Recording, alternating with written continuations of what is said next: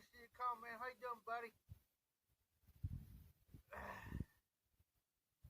Reason why I'm kind of early tonight is because I got to be up early in the morning, so we're going to do an early live.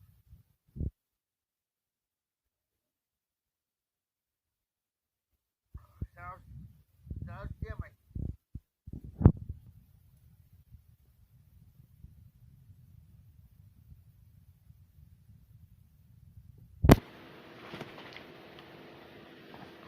Oh, I got something to show you.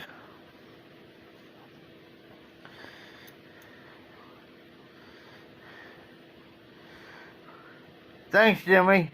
Well, I'm glad you're doing okay. Wait a minute. I found my lighter.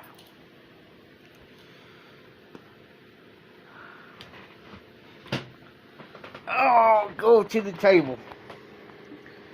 I gotta grab another beer. Long day. Excuse me. Oh, long day, Jimmy.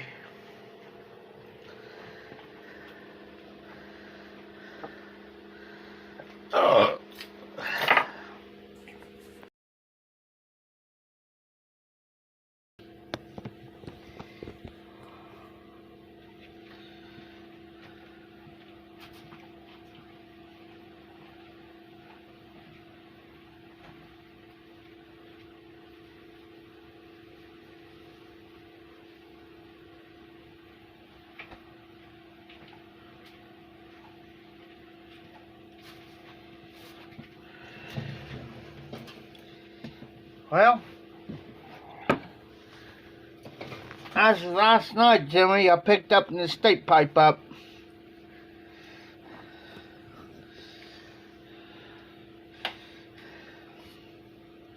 Alginium briar. It's a Roger standard. But as you can tell, like right here, it was perfect round when I removed the stem. Bottom part of this busted. Right here. But it still smokes. It's a durian. I'm going to have to send this other one in. Picked it up last night, busted shank. It's a Bradford. I just might work on it myself. Just cut this piece off right here, where it's at, right here. I can't stand that. I'm putting it away because it irritates me. But this one here is a Rogers standard. It still smokes.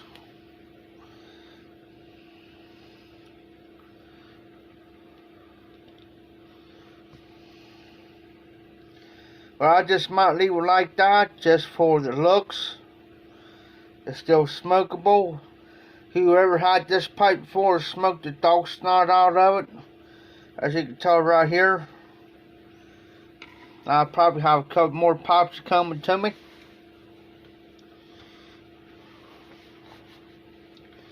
From a guy. I'm trying to get this. It's a pipe rack. Holds 3 on this side, 3 on the side, the humidor in the middle. Trying to get it off of him. He won't give it up yet. He asked me 3 times if I would like. He said, "You like to have a witness?" I said, "Yeah." Because I said, "I'll be sitting on my desk." No questions asked. It'll be sitting on my desk.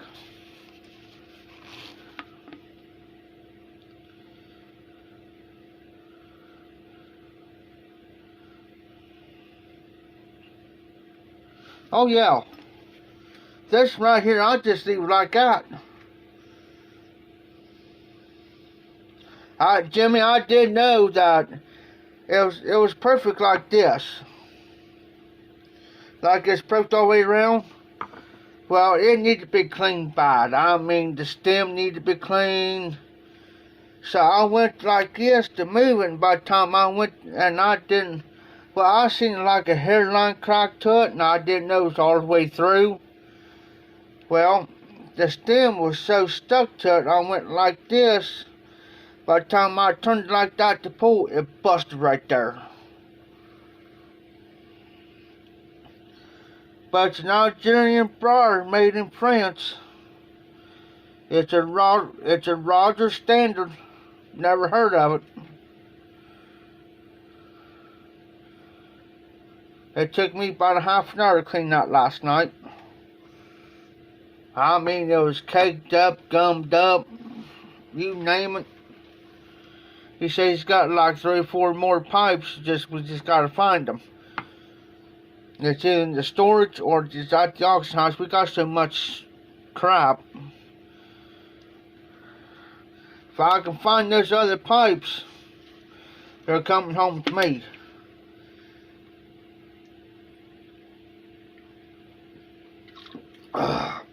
Because I had to tell you, Jimmy, he thinks he knows about pipes. He don't know jack squat. Just because his grandpa and his dad smoked the pipe when he was younger and little.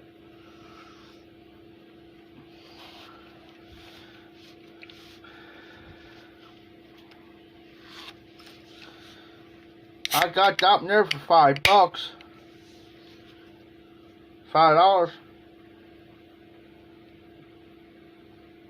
I really have to look it up yet to see how much it actually really is worth.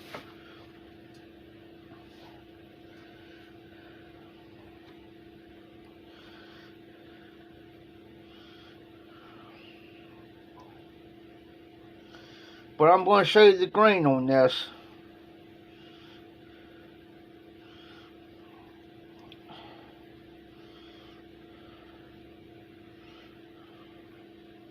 It still smokes, even though it's like that. It still smokes good. Now look at that grain. Hold on.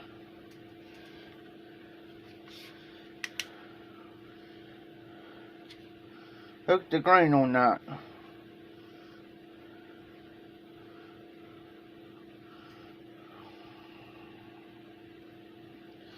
Just got some bird's eye.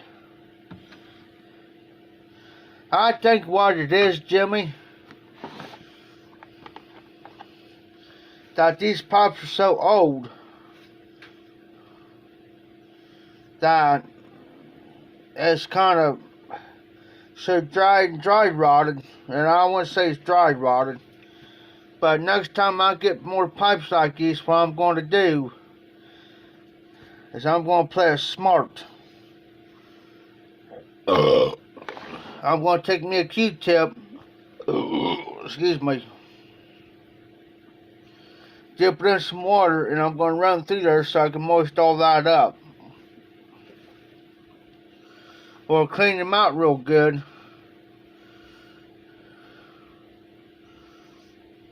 Oh yeah.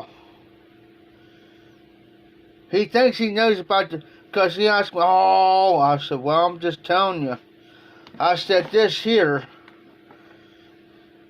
I busted that one earlier. I did that by mistake. I accidentally dropped it and hit just right and busted that off. Now I said, that there's only worth probably not even a couple dollars, man. Oh, it's worth more than that. I said, cleaned up and smoking. I said, how in the hell, excuse my language, I asked myself, how in the hell you going to smoke out with no freaking stem? You can't do it. And I said, look, first of all, it needs to be cleaned up. It needs to be freaking fixed. And I said, if I had those other pipes, I'll look into them. That's what we're trying to find. It's just like taking this pipe here, selling it just for that there. $10, $15, $20. Okay, how are they going to smoke it? They got to have a stem. They got to have, and see that there's kind of irritating me.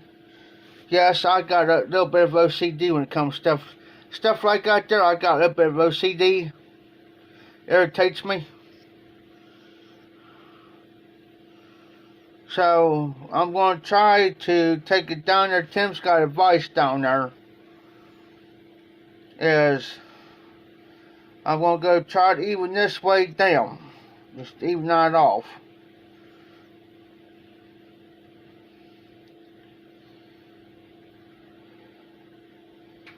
Also fits my medicos.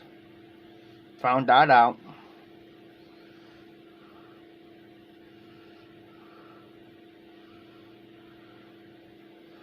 So as long as I got that stem in there, Jimmy, I'm alright. But I just can't take that stem off and see that. That just irritates me.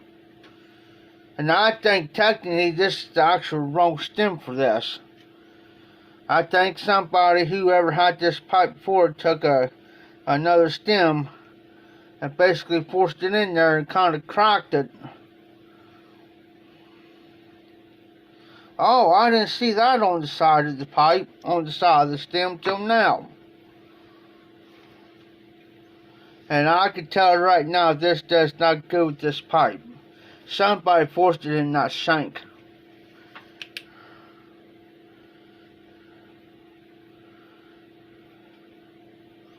It's got some kind of a weird symbol on the side right there, Jimmy.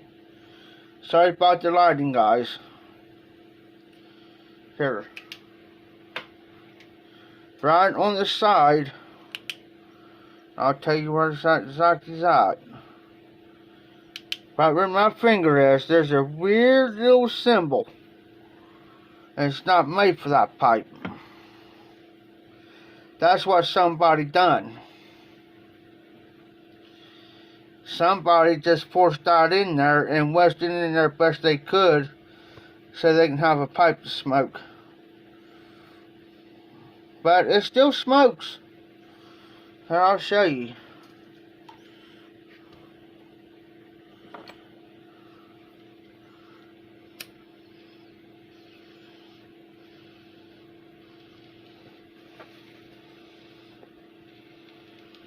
It's smokable.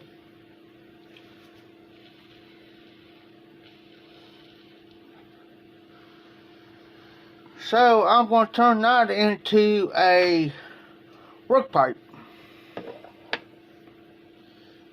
Oh, I don't know if I see this one. This corn cob from Hillbilly Piper. I got so much going through my brain. I got a whole week work ahead of me.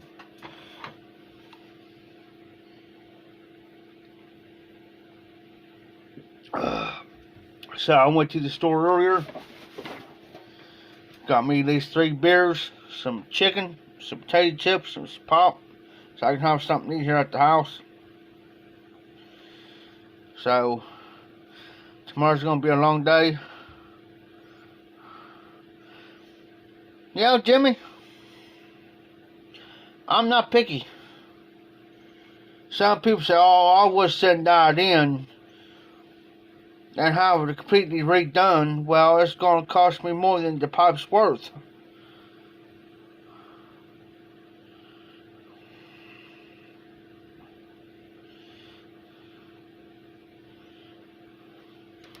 This other one, yeah, I could take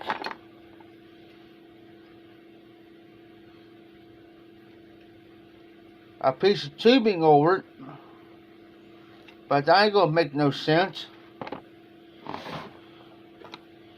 Does the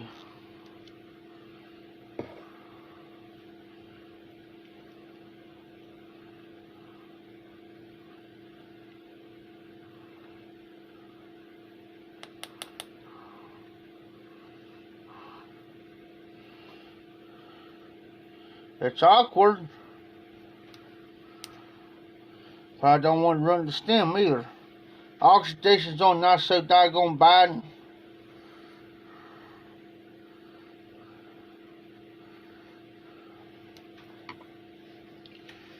But that's what I'm thinking about doing to this one. Is cut it down. Cut it off about right there. right here, even, all the way around it. Then sand it real good, in which I do got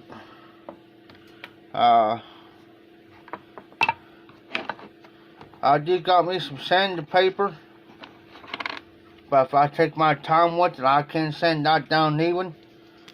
But it'll take me like forever, because I don't got the good kind of sandpaper Tim does. I could do that for him. I mean,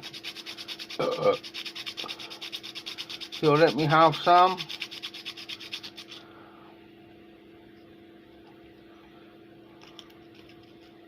Hey, hillbilly. Hey, hillbilly.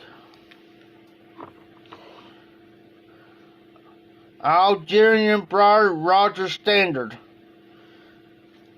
The bottom of it busted on me when I go to remove it so I clean it. This part here busted on me. I didn't realize there was a crack in it. Got it from the auction house. Here's another one. I'm going to work on this myself.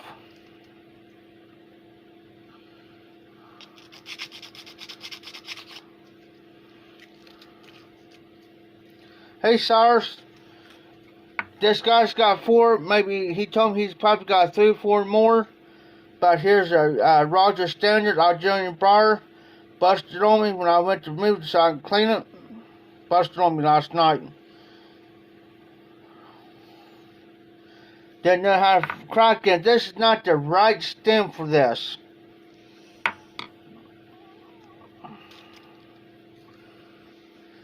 This is a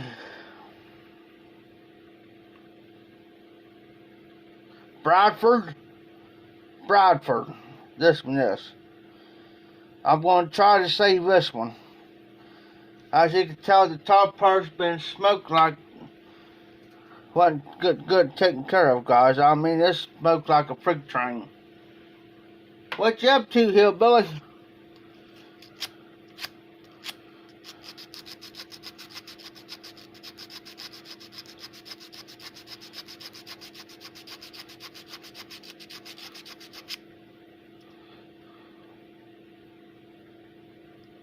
I do got my quarter circular saw and my sawzall in there, but I can't hold the pipe and hold that at the same time try to do it. But Tim does got a vice down there I can use this week if I got time. That's why I'm doing my lives early tonight, guys. So I gotta be up early in the morning. I got a long day tomorrow. I'll be on my feet from around 9 till 11:30 tomorrow night.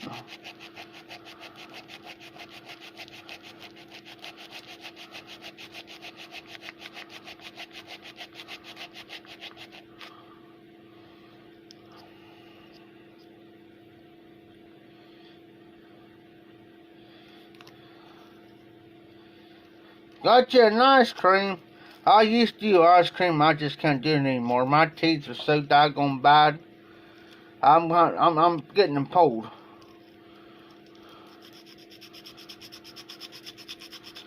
I can't drink pop with ice, guys. I got to do it without ice. Hey, so what y'all smoking, drinking? As much as I hate to do it when I do cut it. When I cut it about right there, guys, it's going to cut part of the lettering off. As much as I hate to do it, but I know what it is.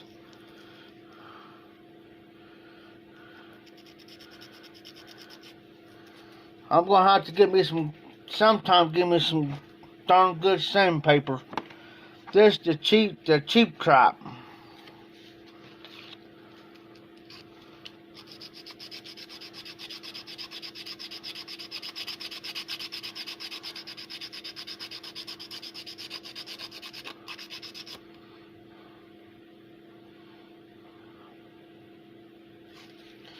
If I had one of those automatic sander things, I could sand that down pretty doggone good.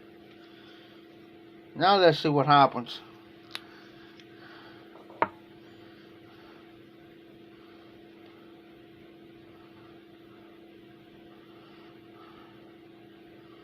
Getting there.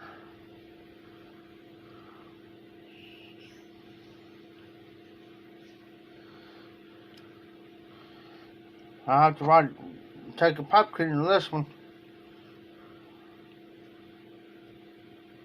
Uh-oh. This ain't good, guys. Hold on.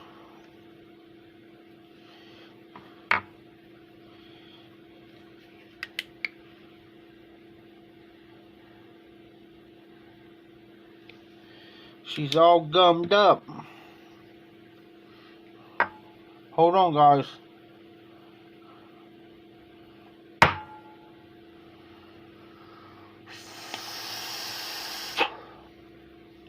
Oh no, stars. Did you dry it out?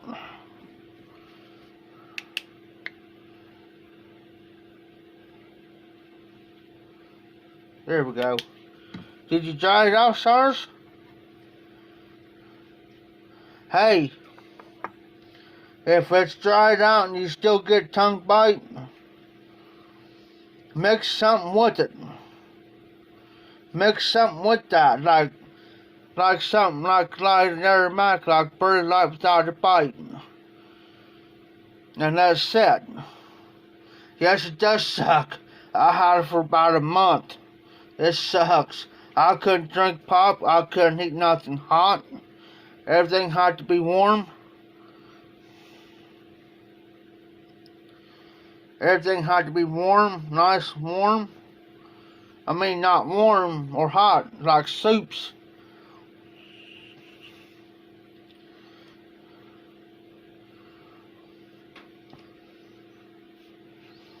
I can still smoke it like that.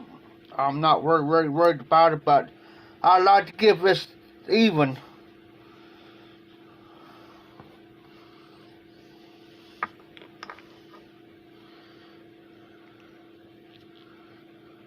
I didn't lose the $5 really, because for the simple fact he owed me money. Yeah, I'll just put something, mix something with that, something like it's going to melt out somewhere, hillbilly. Because I bet you it's got that chemical stuff in it, heavy. I do. If somebody sends me a cherry blend and it's going to give me a tongue bite, I'll take some Bird Light without a bite and put it in with it. And then I don't get no tongue bite.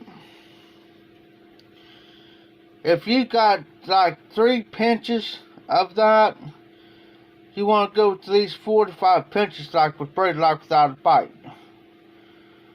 Kind of tame it down some.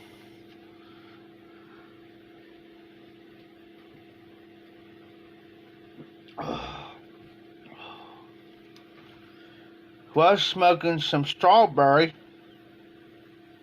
something strawberry tobacco. It's good. No tongue bite or nothing. It's mild. Matter of fact, I still got some of my country gentleman still. Pretty good. I figured, this gonna give me tongue bite. Nope.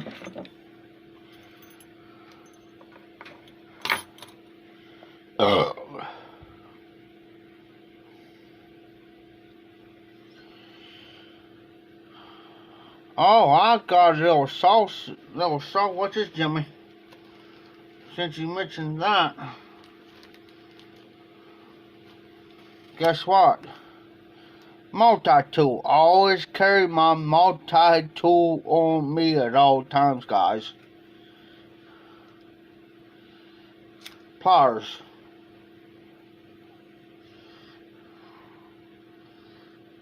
Saw. Phillips straight screwdriver. File. My little screwdrivers. Knife. That's where I can hook it onto my key thing if I want to. Hold on. bottle opener.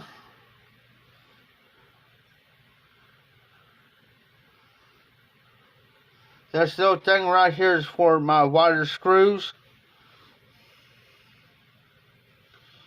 My multi-tool. I keep this on me at all times. Not only do I keep these on me,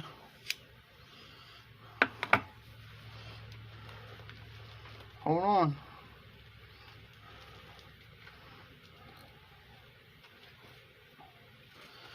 These are, you know, the wire cutters. Check these ones out. I keep those ones on me at all times. I ain't done yet. Vice grips. My miniature vice grips. Keep these on me at all times when I'm on the job site. I don't care if I'm helping the guy do storage, or I'm down at the auction house.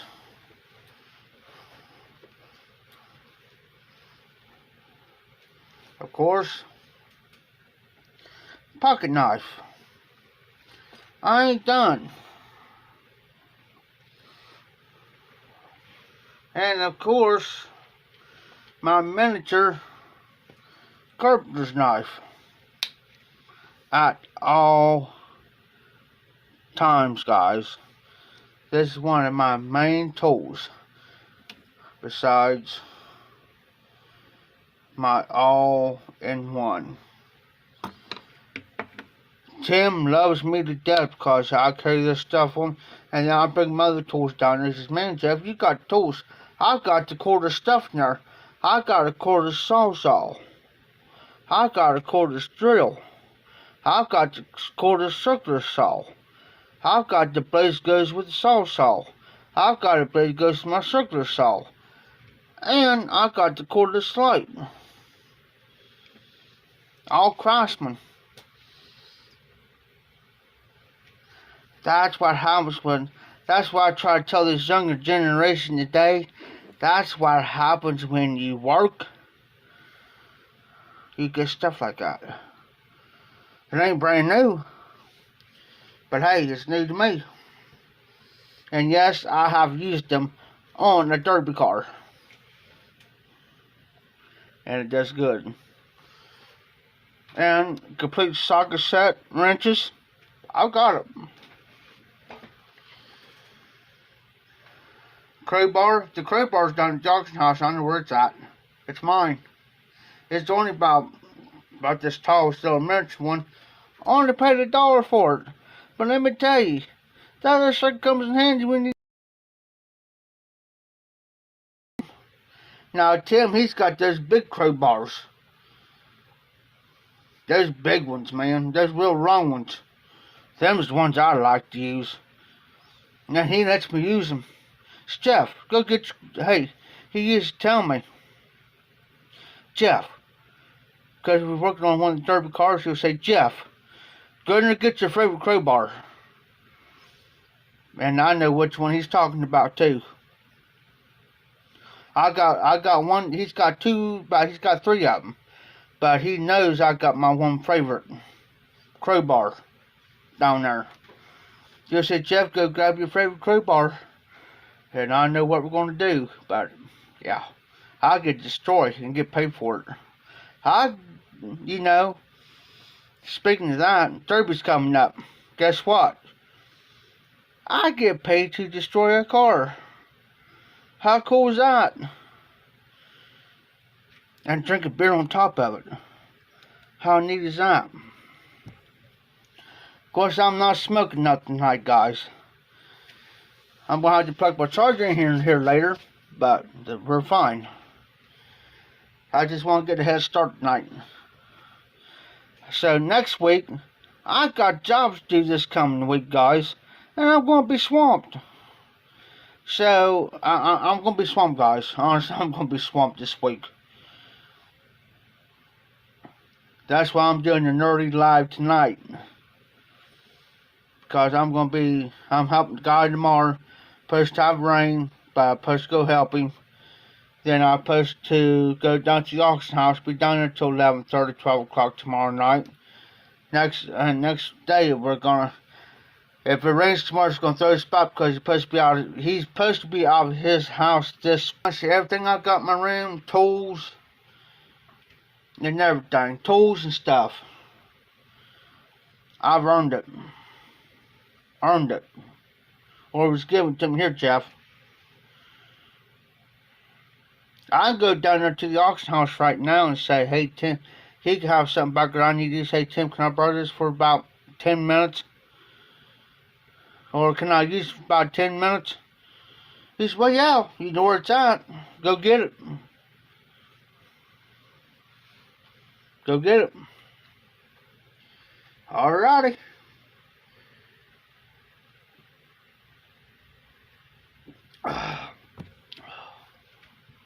I gotta take my saw my metal blade down because I gotta cut a part of a derby car.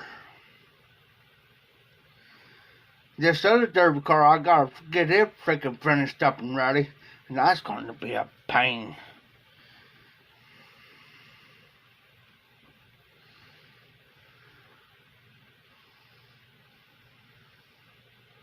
Because I tell you right now, it will not pass inspection. But when I get done with it, it's going to pass. I've done enough of them. I got enough scars on my hands, both hands, guys, to prove it. Oh, if I get a cut or something, I'll do move and I get a cut.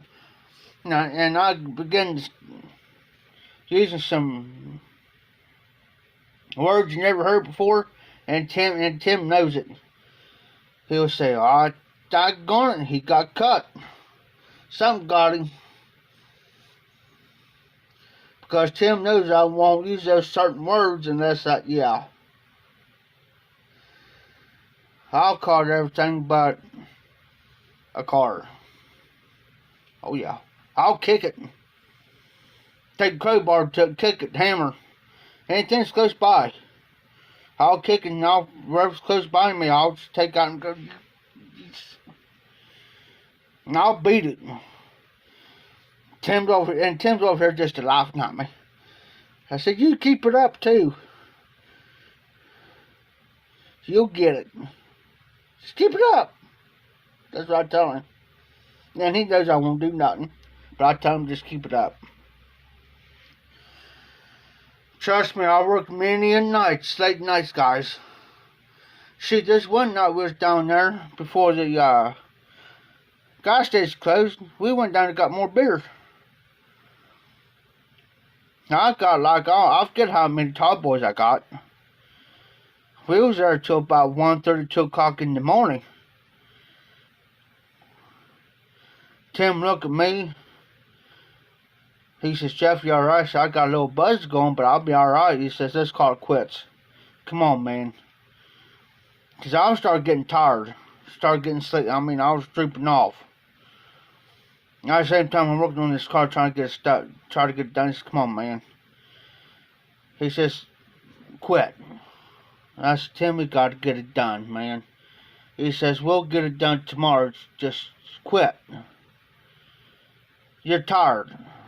He said, I don't want something to happen to you. You be out here, you're tired, and you've been drinking a little, and he said, I don't want to see something happen to you for you to get hurt.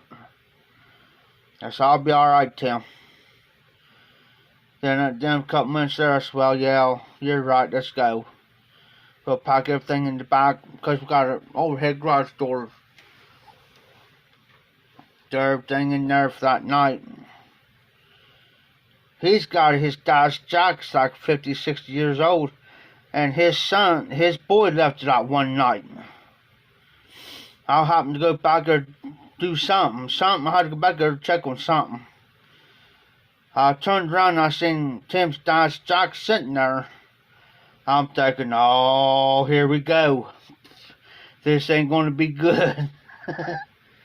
So I went in, unlocked, locked the front door, went out, turn the lights on where I could see going through, because this other house like a garage. Opened up the overhead door, pulled down in there and closed. Just by the time I closed, Tim was coming through the front door.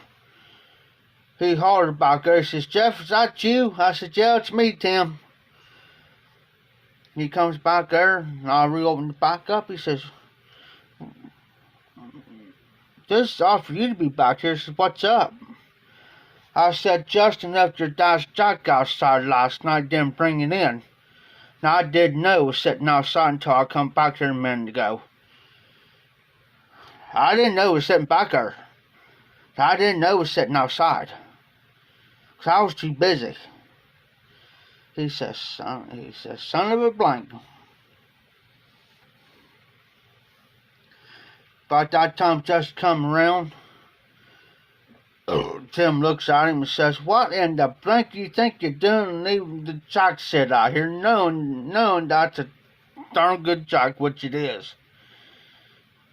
He says, "You left it outside." He says, "No, I didn't." I said, "Justin, yes, you did, because I didn't pull it out of there. Tim knows I didn't pull it out. Because I said, your dad knows if I pulled it out, he knows I'll put it back in there where I got it." I said, "He knows that." And I said, "Your dad knows me well enough that I will not leave something like this sitting out in the weather. And especially for somebody to come back here and see this, and you know the guys are back, these other guys are back here." I said, "I'm telling you." I said, "It's either you done it, or somebody pulled it out, because it sure wasn't me.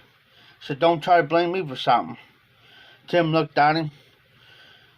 He looked at me and he says, "Justin," he says, "Jeff's right." He says, "I know better Jeff won't do it." He says, "I know Jeff will put it back where he did get that jack. Or he'll let me know, 'Hey Tim, I'm using the jack.'"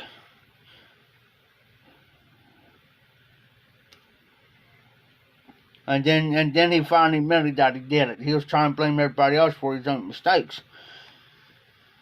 And he says, "You gotta quit doing that. Gotta quit it."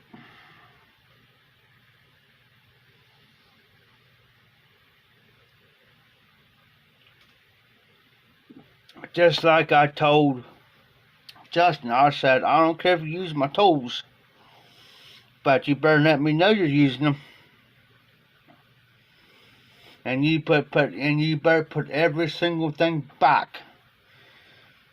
And because I got the regular tools, as you opened it up, it's got all my sockets and stuff." I said, "You better put everything back." Exactly. And I said right from his dad. I said, you better put everything back the way you had it. So I don't care, as long as you let me know, or let your dad know that, hey, I'm going to use Jeff's tools. And his dad tells him the same thing. You better put them back where you exactly the way he had it. Because if one comes up missing, I told him, if one of my tools come up missing, you're paying. Matter of fact, you ain't going to be paying for that one socket. You're going to pay me for a whole new tool set. So now, I'll bring my tools home.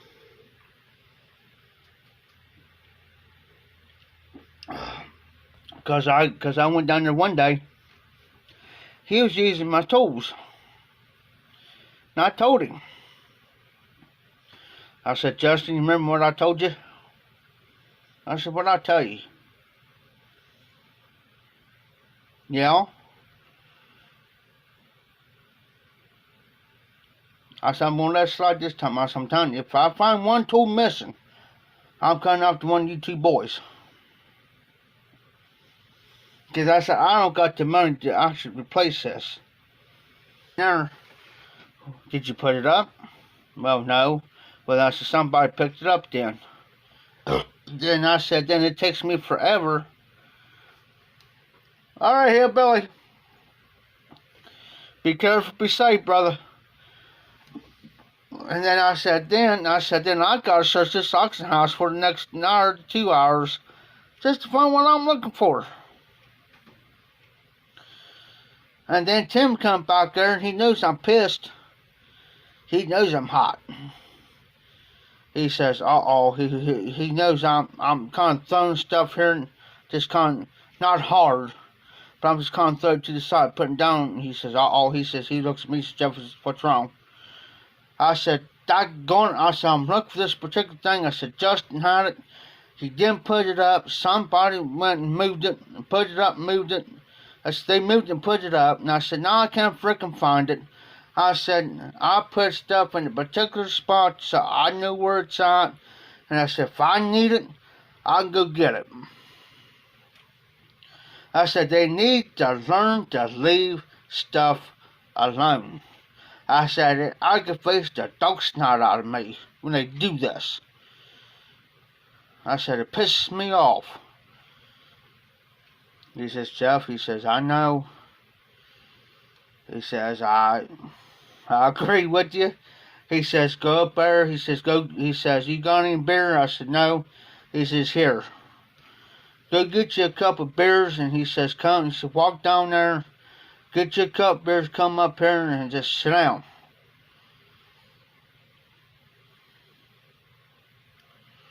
I'll go get me about 2 or 3 of these tall boys, which are on 99 cents a can.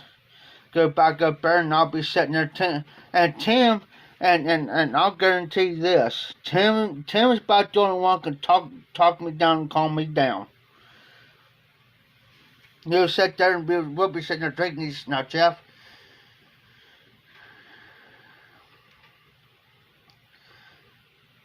he says, where do you think? Now, just think.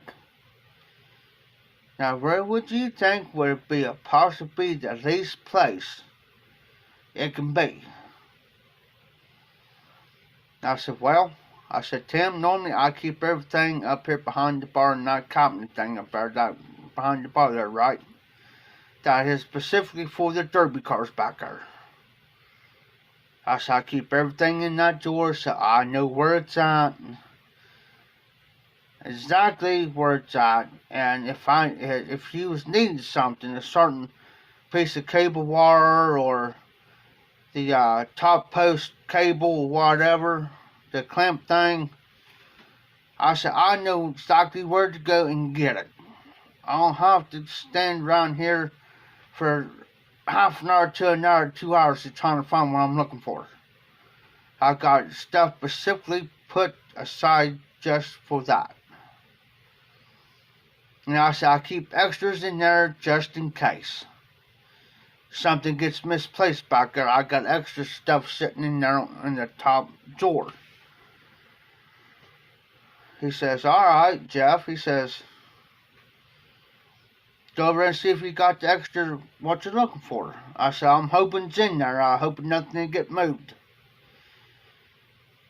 Because I told Tim before, I said, make sure that everybody stays out of that top drawer back there in that metal gray. I said, you know what I'm talking about, Tim. He said, yeah. I said, make sure that everybody stays out of that top drawer. I don't care about the bottom drawer, but they better stay out of that top drawer. Because I got everything for them cars back there. Specifically for them cars. For the derby cars. He said, all right, Jeff. He said, I got you. He says, just sit there. That's why I'm going to just sit there. Drink your beer. We got time. We got lights. You got your light back there doing yellow. I said, you want to run battery? Yeah. He's been wanting to get nothing off of me. And I won't give it up.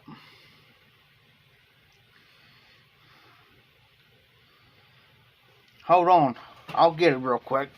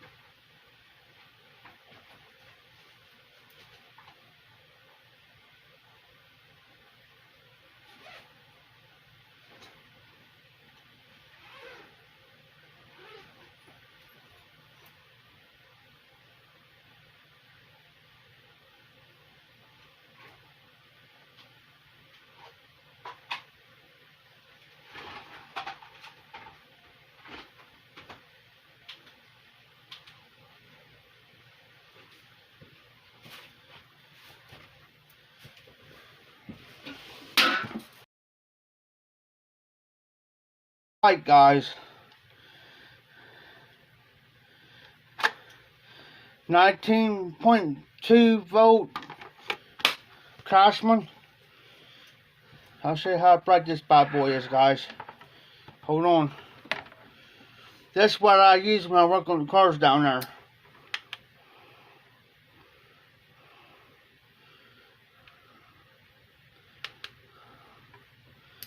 This is what I use when I work on the cars, guys. And yes, just got a hook to it where I can just hook it up in there, turn that on like that. Yes, sir. Tim's been wanting to get this off of me. He ain't getting it. Between that, hey, Tennessee, boo. Here, I'll show you something else I use on them.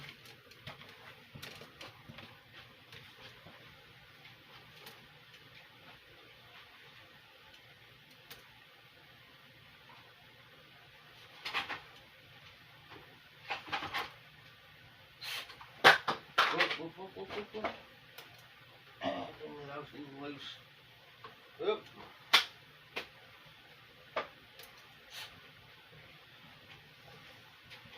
And now I gotta charge these batteries up here before they're on.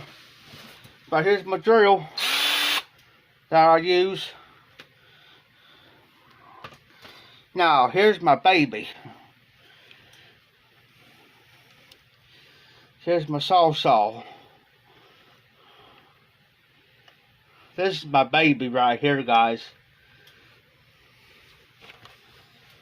Does it work?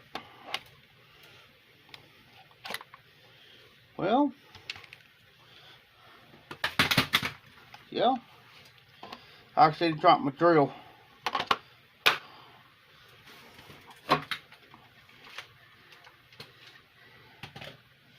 Does it work?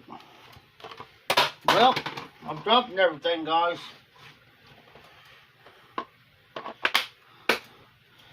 Oh, what's going on during midnight? That's my toy. That's my toy. How many times I used that? Too many times. I warned them. I had Tim use one. That's Tim.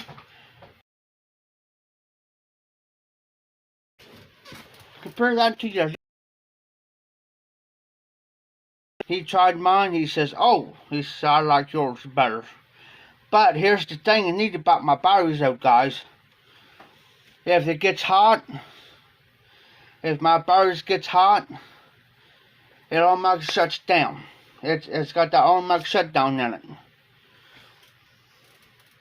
In other words, if I'm using this and it gets hot, it'll shut down automatically. And it won't charge until this cools down, until it cools down. Then it'll charge up. That's what I like about it. Safety. So that's why you don't burn the batteries up in them. But yeah, this is my baby right here. I've been offered, trust me, I've been offered about $300. I've been offered $300 for everything done, and I got my circular saw sitting over there. I don't use that unless I don't very rarely use the circular saw. So the circular saw will stay here, and I'll take the rest of my stuff down there. I've been over $300, guys, but I turned it down. And you know, I was working for a guy last year, helping him do fence. He went out there and bought that for helping him. Plus, it was part of my birthday. Oh, I'll show you one more thing.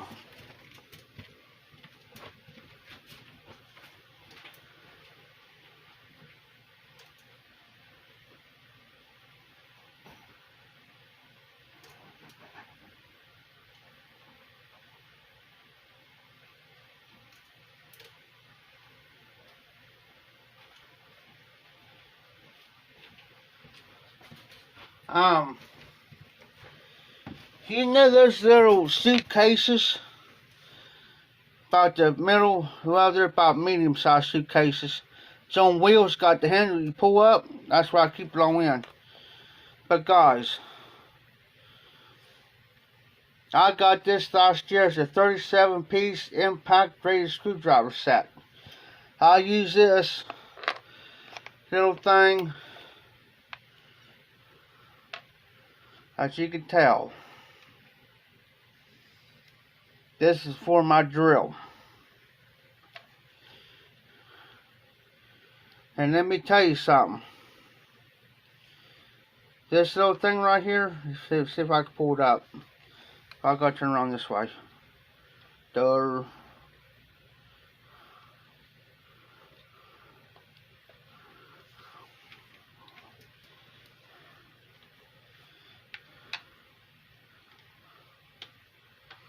Well, if I can do it.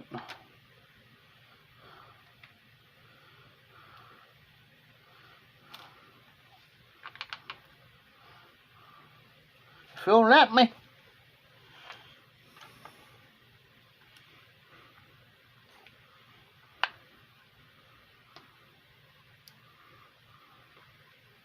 Here we go.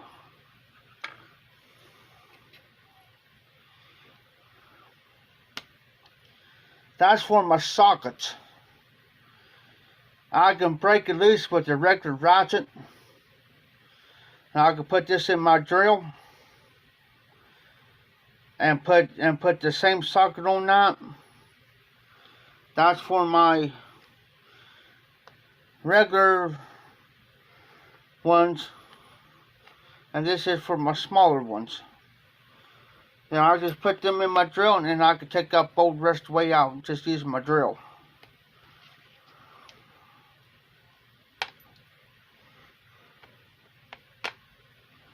I keep this type of stuff on me at all times, guys. The only thing I'm looking for now, and I'm trying to work out some kind of a deal, get an impact wrench thing. It's an impact. Looks like a drill, like this one, but it's an impact. If I can get me an impact cordless, I'm good. I'm in there. And I will have one before summer's out.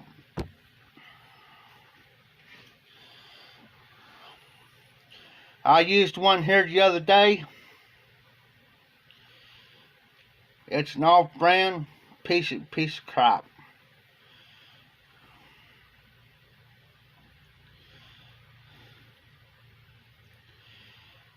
Guy swears by it. It starts with a K. He swears by it. I swear by Crossman DeWalt.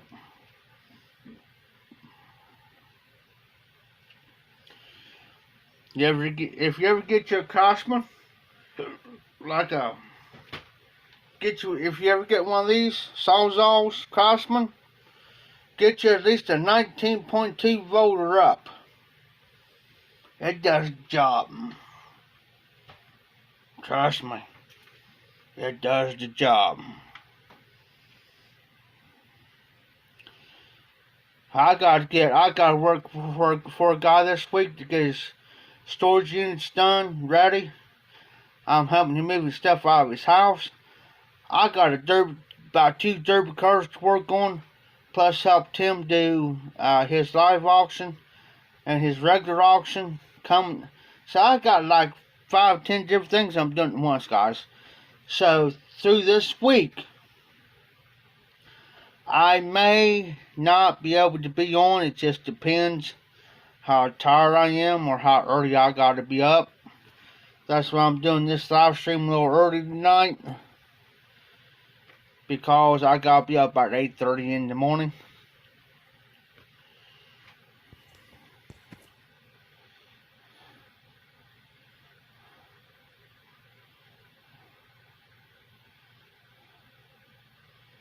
So I gotta go help a guy's stuff in the morning, because it's supposed to rain tomorrow afternoon and part of tomorrow evening.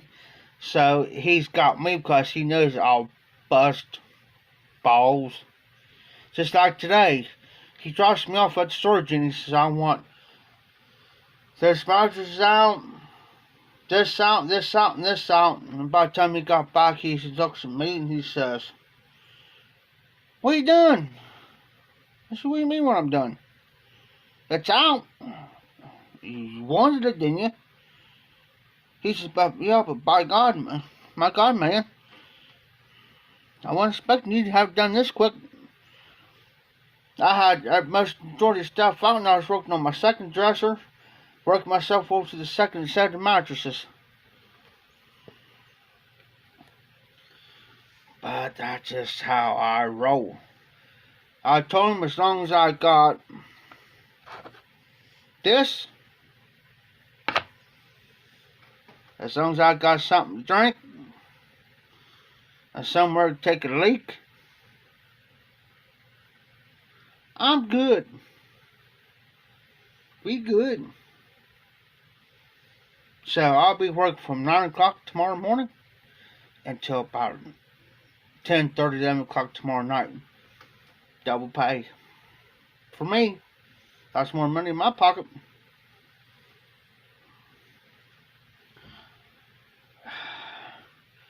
And the only fuel I'm going to be running on is right here. Yeah. Hey, Bo, Cyrus, guys. Well, I know Cyrus, he ain't hardly smoking nothing. I gotta get. You smoking anything? I gotta get this room ready because they're about ready to spray the holes that this whole place is getting here. I know Tuesday or Wednesday. So I'll get up most of my stuff. Well, I gotta take a few things out to the trash, but that'll be ready Tuesday morning. I'll be right back.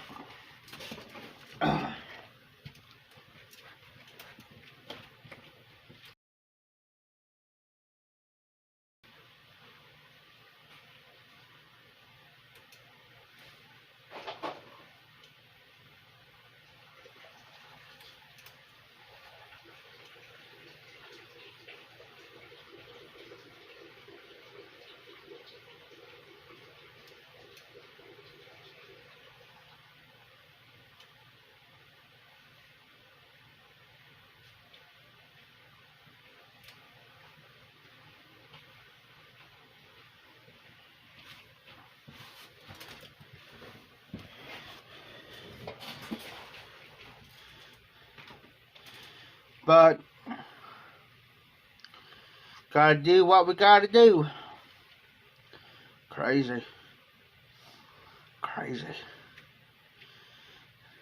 So I'm gonna tell him in the morning. I said we better be hauling what we need to be doing before it starts raining.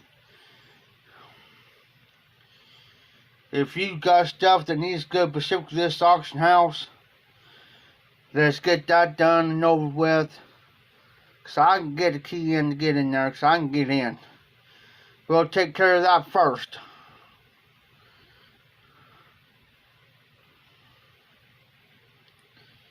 And then, what stuff that needs to be going elsewhere, we can take care of that here in town.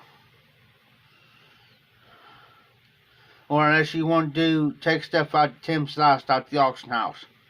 That's fine by me. Because there really ain't that much in the unit. In the one unit, we're cleaning it out. In his other unit, we're just taking stuff out of that unit and taking it over to this other unit that we just cleaned out. Then go from there.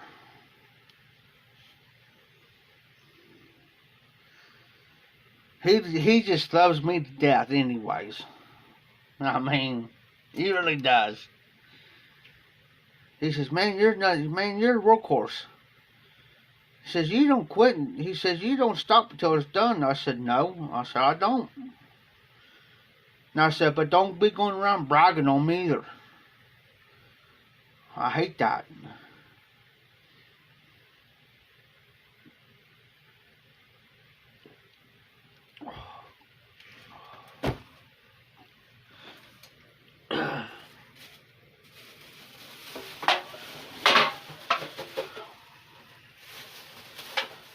Hold on for a minute, guys.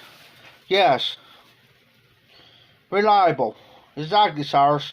That's why Tim and them loves me so well, 'cause I'm reliable. That's why I told him not. You make sure you tell me what time you need me. I'll set my alarm.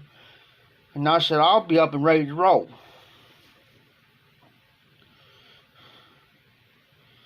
Yeah, alright, Bo. Thanks for stopping in. Thank you for supporting. You be safe, be well. Excuse me. You have a good day tomorrow. I hope it's blessed. Be safe, be well, and be careful. Don't overdo it.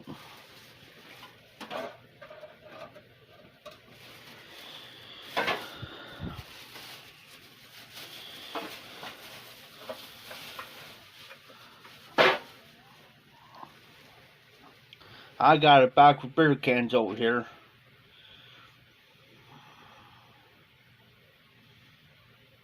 I got a big trash bag sitting down at the dog's house now that got that beer cans in it. And it's the tall ones usually.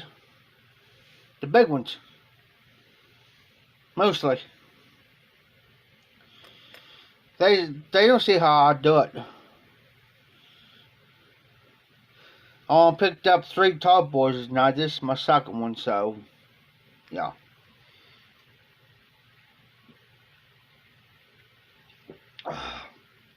I wear this old muscle shirt about every day, guys. The reason why I wear this shirt just about every day is because I'm doing jobs. I don't wear none of my good clothes. I wear my old pants, my old jeans, my old dirty jeans. They're clean, but I wear them in this shirt.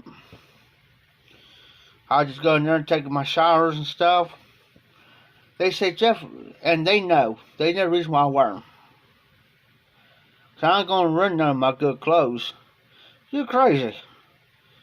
I'm not dumb. Wasn't born yesterday either. Excuse me. Jimmy, you still on? Excuse me, guys. I need to die. Because if I don't burp, I get sick. I get all this pressure in my chest. Oh, and it feels like getting tight. Oh, hurt. Good night. I might finish this bowl off. Then again, I may not. That's why I was sick. And matter of fact, I gotta pick me up another can up tomorrow. I'm gonna have to tell him too. It's either on the way in or we're in the middle of doing the job. We go pick up a can on the way back to the storage units. Better pick me up a can. Because if not, look out. Because I'm going to be a grouch. He says, I can't foresee you being a grouch. You haven't been around me long enough to find out. I'm telling you, I can be a grouch. Especially if I can't have one in the morning. Bad ideal. Yeah, the first thing in the morning, if I don't have my nicotine and caffeine, look out. You better leave me alone till I get it in me. As soon as I take that chew and give me a cup of coffee or something, or a pop or something, and let me drink some pop and let me take a chew, you best leave me alone. Because I'm going to be one of those type of people who's going to tell you better go on. Because I tell you what, I'll be like a little leprechaun. I'll be like a little leprechaun with the little tiki torch going underneath you and just run right behind you going and laughing about it.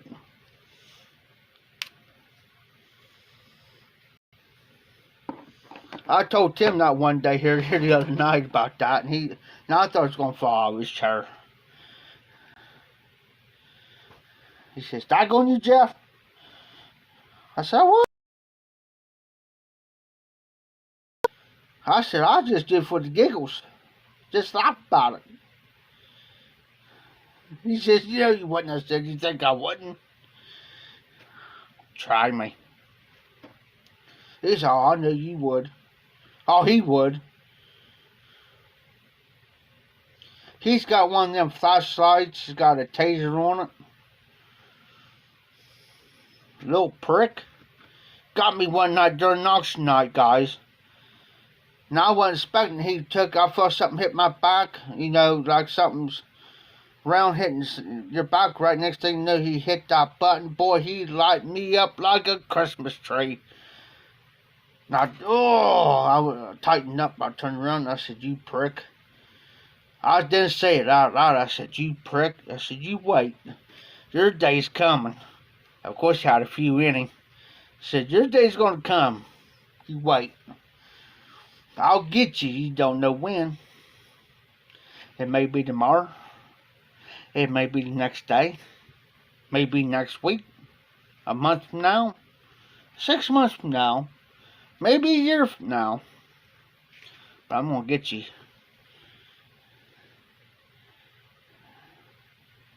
So I did.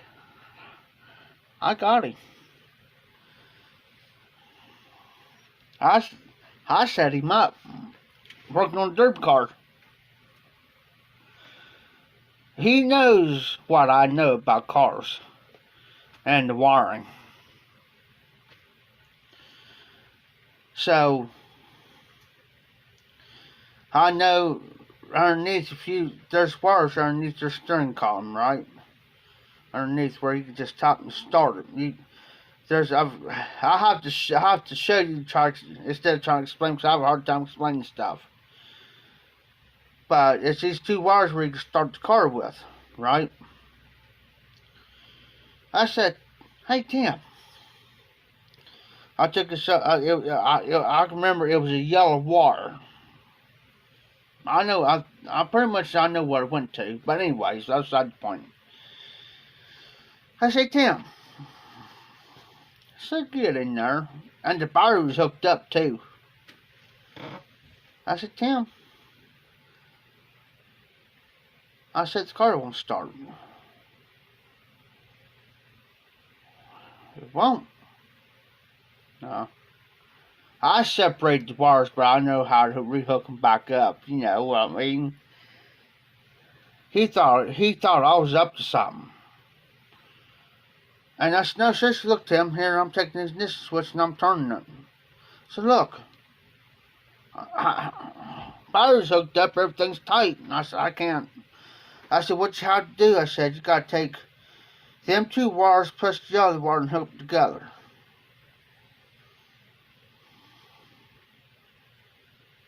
Oh, he says he's got to hook all three. He was already inside the car. I wasn't going to do it because I knew what's going to happen. It's going to light you up like a Christmas tree if you take that yellow wire and connect with those. Oh, yeah. I already knew what's going to happen. But I was real close beside him just in case. You know, I wasn't going to let nothing seriously happen to him. Trust me. I'm that way, guys. I may pull a prank. I may pull a joke. But I will not let nobody get hurt in the process of it. Or die from it. Trust me. That's why he trusts me so much. So he gets in there. And I said, yeah, you got to take those two wires and take that third wire and just kind of connect those and then take that third wire and just barely tap it. Don't hook them good, you just tap it. Because if not, you're going to get some juice. Didn't catch on what I was saying. I let that slip in.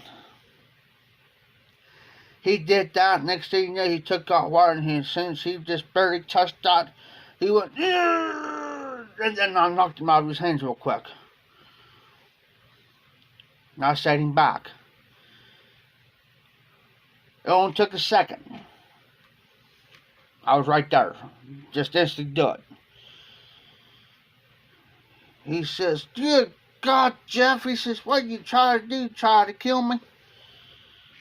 I said, looked down, I said, oops, wrong wire. My bad. I said, Tim. So turn that key on.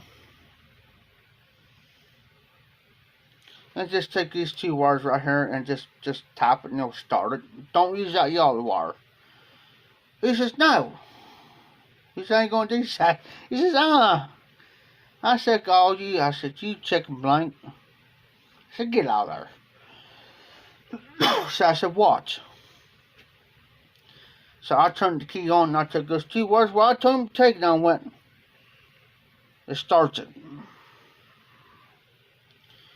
I said, Tim, I told you, just take these 2 wires and just tap it. So he says, can you spice them together and duct tape it? I said, yeah. I said, you got any what's that word?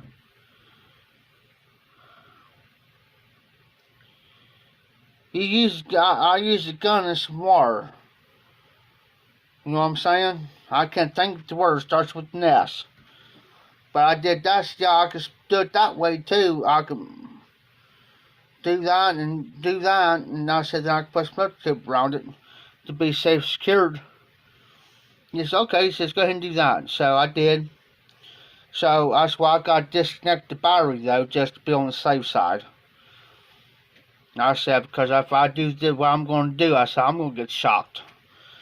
If I'm going to do what I'm going to do. It's alright. So I disconnected the battery. Just took 1 wire off. Spicing. So I spiced it together. Put the tape around there.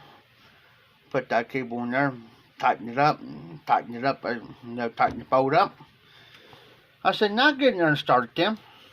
He says, it ain't gonna work. I said, yeah, well. The way I got it hooked up, it's gonna work. I said, once we get over there, for the inspection, it's gonna pass. It's gonna pass. But I said, what you gotta do is when you drive it in, turn it off, wait a little bit, and when you get in there, I said, about a couple minutes prior before you go in there, about at least 4 to 5 minutes prior, make sure that sucker starts up. Now, this way, if it happens, something will happen. I said, that gives me enough time to jump in there and do what I got. Or you're in there, I'll tell you how to do it. Quick. You know what? I didn't have to do nothing. Ran just fine. But I got him. I said, Tim, that's payback what you did to me at the auction house that one night. He said, what'd I do? I said, you know what you done. I said, don't lie about it. I said, you sucked me that night during the auction. I said, you almost dropped me to my knees that night. He says, he says, yeah, I forgot all about me doing that. I said, yeah, I bet you did.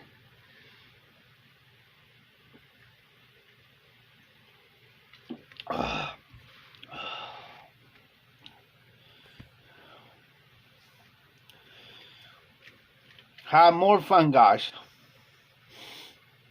I know my life seems a little different than most of everybody's, but I try to keep it a little bit entertaining. Have a little more excitement. But it's going for another round 2 this year, guys. I bet you I've probably worked on anywhere from 4 to 6 cards last year. It's going to be the same way this year.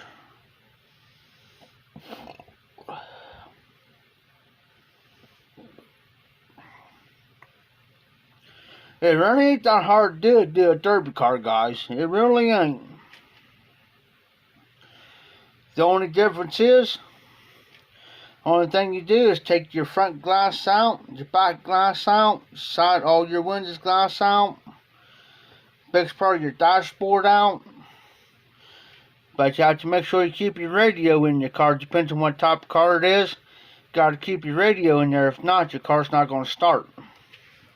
It may start for a couple seconds and it'll die until you got that radio in there.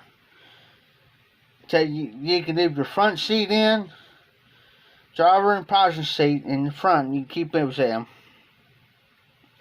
But anything's plastic, all your carpet's got to come out. Everything. Your back seat's got to come out. Anything in the boot end's got to come out. All the headlights, tail lights, everything comes out. It's like going through. Have you ever seen a car? If you ever go to a car factory or seen it, it's like they put the engine and stuff in there, but none of the seats carpet yet. And one more thing. Your gas tank, you got to use the boat tanks for boats, the metal boat tanks or something. You have to use one of them, if all possible. I've seen one car caught fire during the Derby. It wasn't fun. That's the reason why you got all that glass out. So just in case that car catches fire, you can jump out from that driver's seat and just climb out. If you have to climb out through the back, climb out through the back. If that whole front end's on fire or something, you can't get out through that front window, you climb out the back. Have I jumped in there? Have I jumped inside? Because I was in the pit area, because I had a pass. And I always keep an eye on the main guy that I work for. So that's why if his car catches fire, I can jump right in there with them guys. Get him out of there. The fire department them's there. But you think I'm gonna let the guy that I did the car for sit there and freaking almost die? Nah, I ain't gonna let that happen.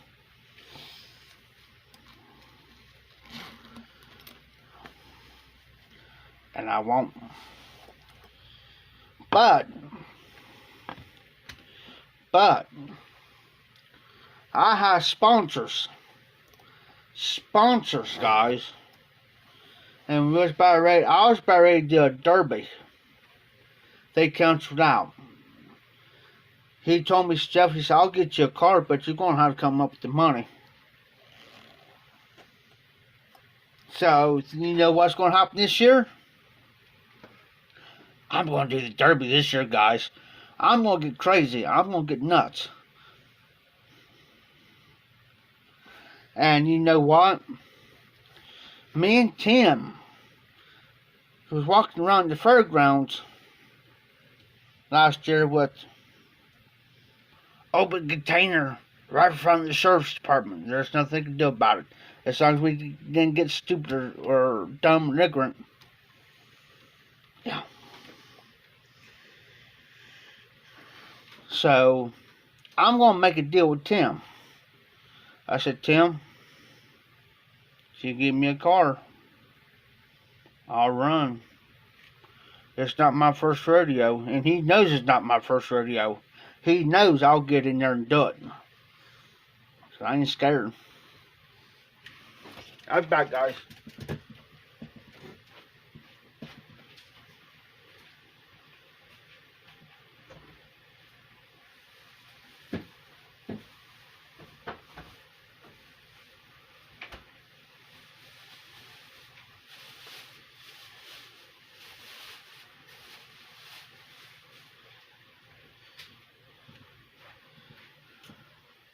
Honest God's truth, guys.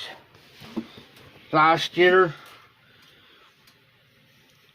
couldn't tell you how many guys bragged about, oh, we can get in there and do it. It'll be their first Derby. We've seen guys go in there and get hit a couple times. You know what they do? Shut that car off. Got scared. And then I said, oh, have you been in wrecks before? I said, have you been in wrecks? Well, yeah. I said, I really ain't even no freaking different. But the only difference is you ain't gonna get no trouble for it. It's all legal. So you better be prepared, because I know some of these guys. They don't love top. They're gonna hit you. We seen this one woman, no joke. I'll say this real quick. We watched this one woman for 15 minutes. The only thing she was doing was going back and forth, back and forth, back and forth, back. And Tim looked at me, and we'll be sitting there drinking the beer, and he just got done running. I mean, his car's all freaking banged up. I mean, it's banged up. And I looked at him, I said, you see this BS? He said, yeah. I said, I know. I said, there's a lot of people getting pissed off about this bullcrap. She was born from getting hit, guys. And that's illegal. That's illegal. She cannot be doing that. You're either in there to hit or get hit. If not, get out. Go park that car and get out and go home. Go do something. What are you scared of? Then everybody started catching on to it. Because in that one there, in that heat, was like a $400 or $500 prize. And she was wanting it. Everybody caught on. Then finally, these people that runs it, with the judges, and these guys that runs it every year, the main one went out there and told her, stopped it.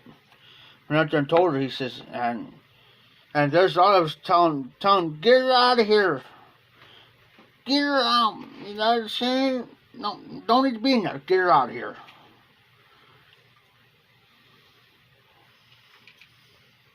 There was a team. Say like, for instance, say like me and Tim come a team. He'll have his car, and there ain't two people in the car at the same time. In the same car. In other words, Tim will have his car, I'll have my car. And the object of the game is, when you do a team in the derby, is say like he gets hit and he's out, for instance, and I'm still in. Say like I come in second place. I won it for the team. So I could be $400. Because I come in second place, or I come in first place, that's like $700 that I won. Seen this boy last year, and everybody was rooting for him. Everybody was rooting for him, and come to find out he won it. 16-year-old kid, 16, and everybody started to know about it around there. Oh, everybody in the pit, because I was in the pit. Everybody in the pit started knowing there's a 16-year-old boy in this. And we started rooting for him. And you know, he came out first place. First place. And won it. That made us more happier than anything to see that boy win it. It didn't matter who else won. It didn't make, just like Tim. He didn't care if he just does for the enjoyment. But you know what? We didn't care about that. We was just more tickled to see this young kid win it. 16 years old, win a derby. When you does it cost money to put a car in there? Yes, it does. It ain't cheap. It ain't cheap, because I've seen Tim spend $200, $300, anywhere from $250, $350 for a car. That's not including the time and labor for the guys working on it. Additional what needs to be done. You know what I'm saying? So he may spend another $200-$300 on the car for what he needs. Do you really need a good set of tires for him? Nah, not really. I mean, it's kind of good. It's kind of good, but it ain't worth them putting like $400 for a set of tires on a $350 car, because it's gonna get smashed in and crashed in. You know what I'm saying? It ain't worth it. So if you got I don't care if you got them tires on that damn car, you're still gonna. It's gonna be worth it. Some of the guys just do it for the fun, but there's some guys does it for being serious. Last year I've seen total of 4 to 5 different fights from the drivers. Oh yeah, I've seen one get ejected. But the bad part was the other driver started it.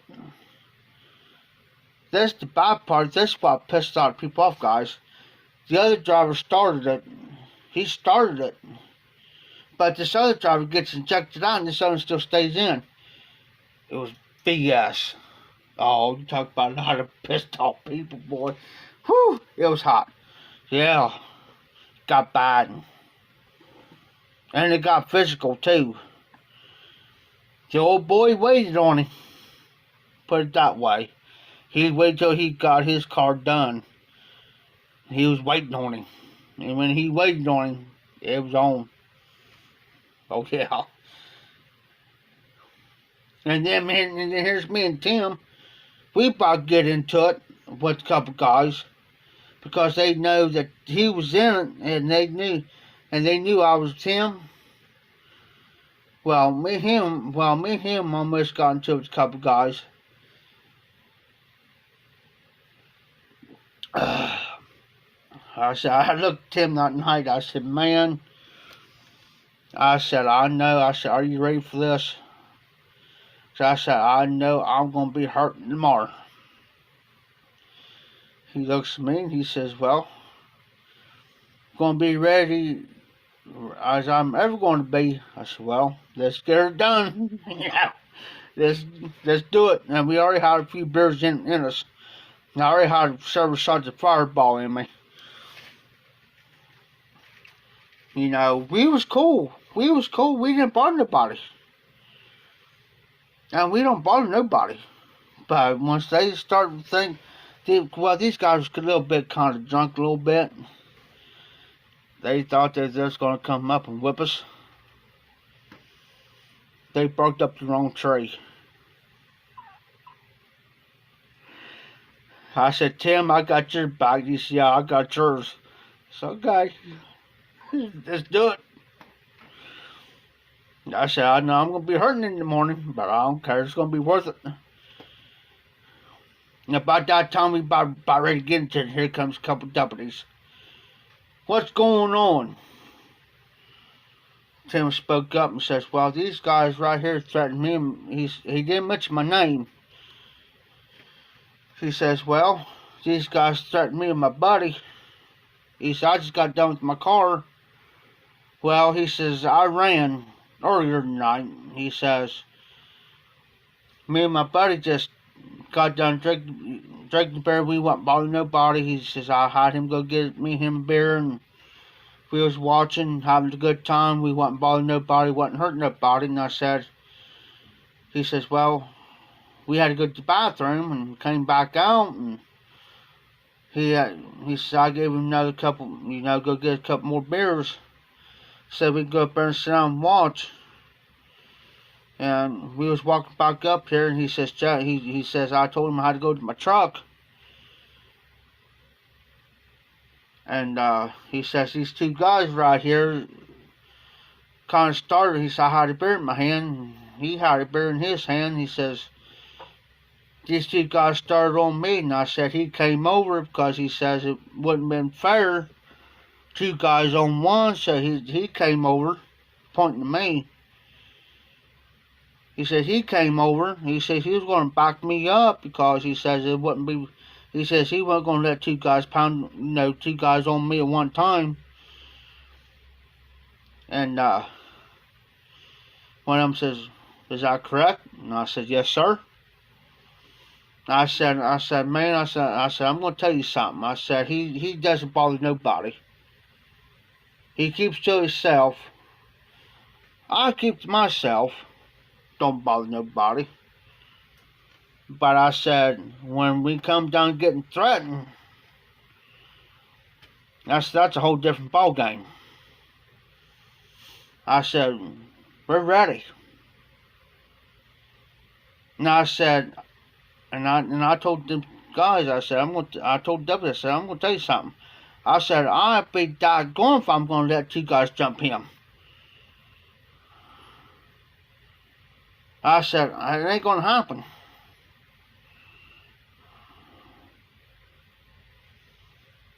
He looked at me and he says, did they threaten? I said, yes, they did. They threatened him because I heard him. And I said, when I walked over, they didn't even threaten me. And I said, I don't take threats too lightly. I said, we'll go to Duke City. You know, I mean, we'll fight. I might get my butt whooped, but I said, I'll let them know they've been somewhere. I'll get my few looks in.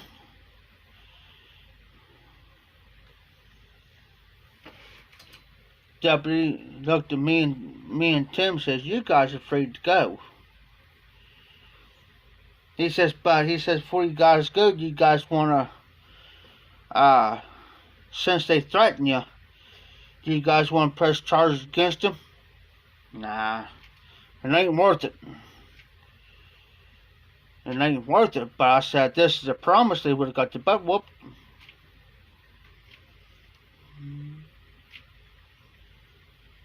Because I said, there's several other people over there that knows us, and if they see us over here fighting these guys, I'll guarantee it, these guys over here's going to come back us up. And I said, it ain't going to be nice. You boys are good to go. Dude, let's go. Because we didn't threaten. We was minding our own business. But it's got to watch when people get to drinking. They don't know how to control themselves. So, when I was walking back, Tim hollers at me. He says, hey, Jeff, come here. I said, yeah, Tim. He said, I'm going to my truck. He says, by the way, he says, thanks. I said, anytime. Now, I told him, I said, now, if it was one-on-one, deal, I know you can handle yourself one-on-one. I know this. But 2-on-1, I don't go for that. He says, can you do me a favor? I said, sure. He says, my truck's right down here. He says, keep a little bit of a distance between me and you and the truck, and just kind of keep an eye. I said, alright. I said, I got you.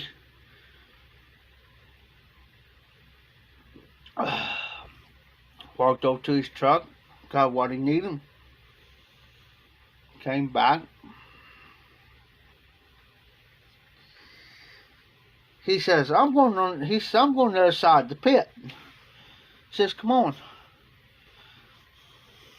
Oh crap. Here we go. What's Tim up to now? Walked on the other side. He says, hey. We was about halfway across. We was legal to drink. He says, hey, Jeff. I said, what?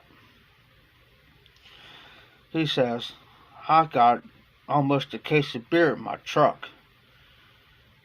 He says, here. Go over and get you two and get me two. Alright. He says, meet me over so place over here because we're at the fairgrounds. He know I used to work the fairgrounds. He says,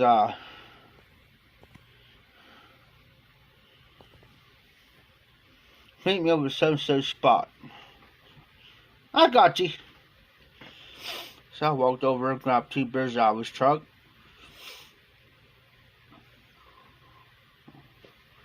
Well, by the time I was walking halfway around, this guy hollered at me. You got to remember, I got 4 beers, 4 aluminum can beers, twist off cap type in my hands. 2 in this hand, 2 in this hand. This guy hollered at me. He thought I was somebody else.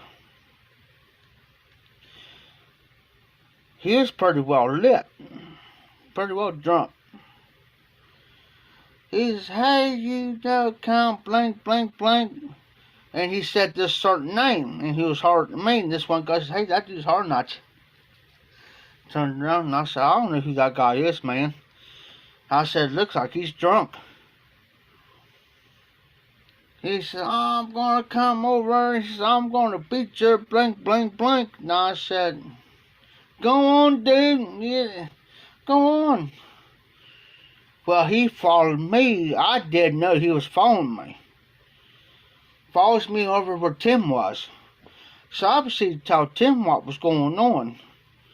This guy hollered at me again, and I turned around and said, Tim, that's him.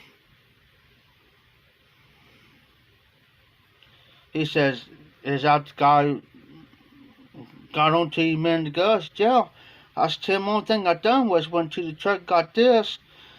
And I said, Tim, you know me, I mind my own business, I don't bother nobody. And I said, he was yelling, started on me, and this guy told me, and I told the guy, I told this other guy, I said, I don't know this guy. So I never seen this guy a day in my life. Never seen this guy a day in my life. Guy come up close, and that's when Tim said something to me. He said, hey man, he says, what is your problem, dude? What is your problem?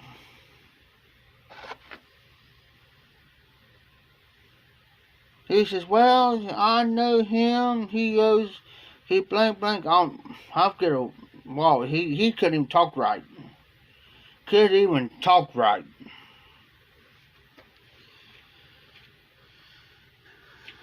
Tim says, man, why don't you just go on, man? He says, why don't you go before you get yourself hurt? And just about that time, Tim set his beard down, and I set my beard down at the same time Tim did. Tim says, Jeff, he's behind you, dunk. So I dunk. And about that time, one thing I can hear Tim say, Jeff, give it to him. About that time, I turned around, I swung back, because I'm never telling, I come back up and I uppercut him. Bam! Knocked him out. I turned around and I said, oh crap, Tim, I'm going to jail. He says, no, you're not. He says, you ain't going to go to jail. I said, Tim, and I started getting, man, I started freaking out. I said, Tim, I said, I'm telling you, I said, I don't know if he ain't moving, man. I said, man, I hope I didn't hurt him that freaking bad. You know, he says, Jeff, it's all right. It's all right. He says, you're not going to, so they came over and they talked to me. Everybody, and I had like 10 to 15 different witnesses. Y'all took up for me. And, SARS, I had some beer in me too, and I was more relaxed at the time. You know what I'm saying? I was relaxed.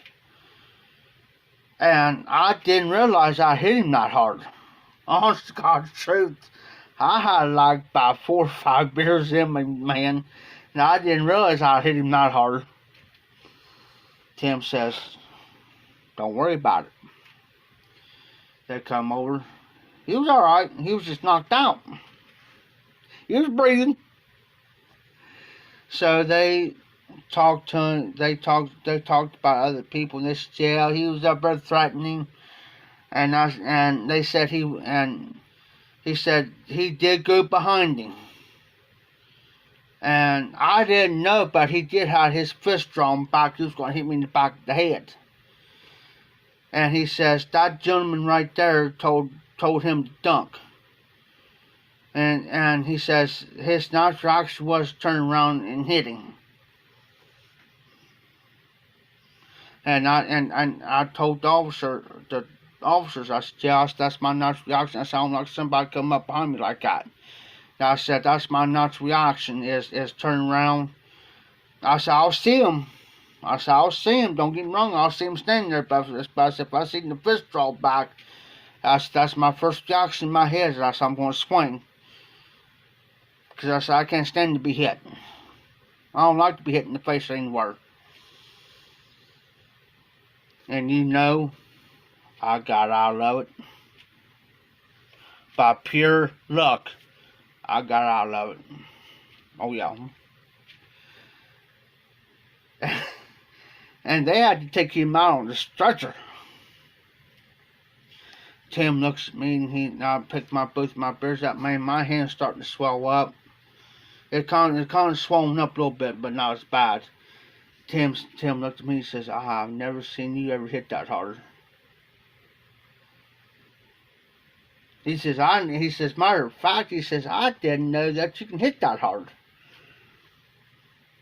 I said, Tim, I get enough beers in me. So you might be surprised what I can do. But I said, I don't brag about it. So I sat there and drank those 2 beers with Tim. I said, Dang, Tim, I said, my freaking hand's hurting me. I said, I hope I freaking didn't break my freaking hand.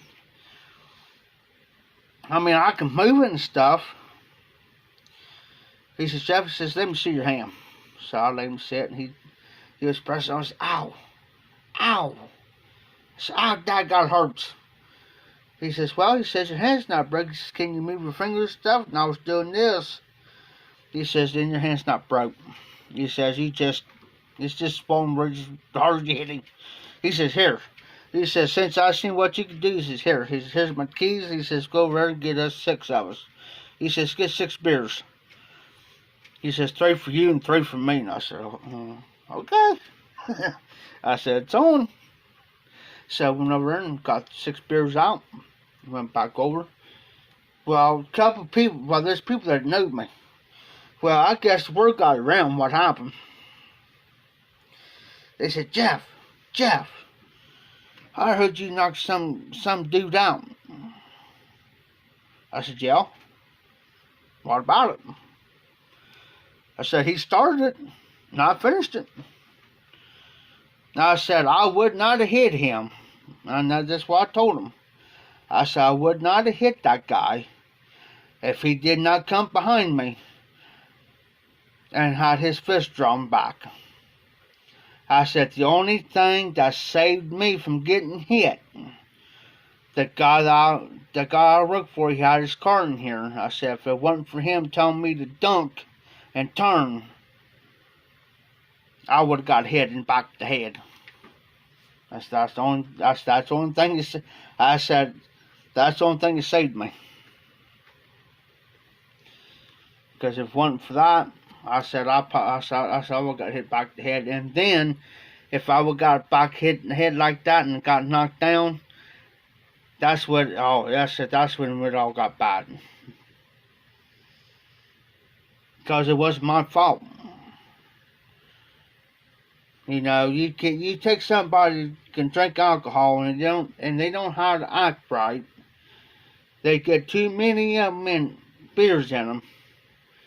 And they think that they're the cock of the walk. They think they're the baddest guy or the baddest woman on the planet. And they ain't nobody. Nobody. Because they're all talk and no action. Now I said, them are the type of people I cannot tolerate. You got to know your limit. This is my last one. It usually about three About 3 tall boys is my limit. I'm done. 2 to 3 depends on how I feel.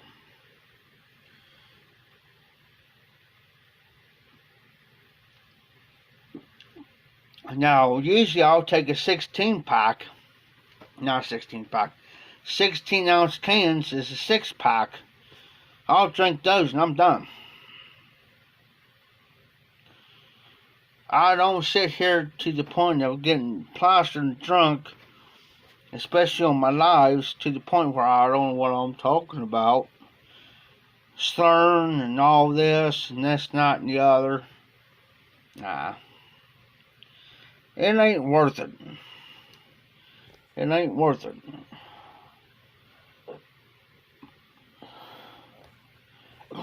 Excuse me. It's not worth it. It's not worth it getting drunk. I'm like us, SARS. I may sit here and drink a few tall boys or something, but not to the point to get to the point of excess, to the point to where you get yourself to the point of getting so drunk that you can't stand. Your speech is slurred. Can't talk right. Can't see right. You're falling down because you're so drunk. Now, down there at the auction house, I can sit there and drink, but not to the point to where I'm going to be so plastered, and that's why Tim doesn't mind me drinking down there, because he knows that I'm not going to stand there and get to the point of getting so drunk that I can't even see straight. Now, tomorrow I'll have me some beer tomorrow. I gotta go to the back and get the fireball, bring it up.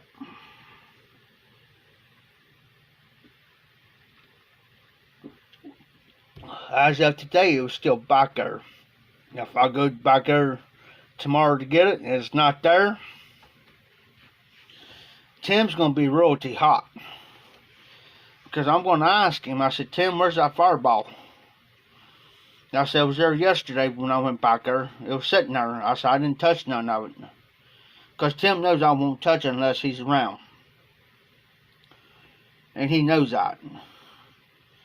Or if I go in early and I'll say, yeah, Tim, I took 2 shots. 2 small shots.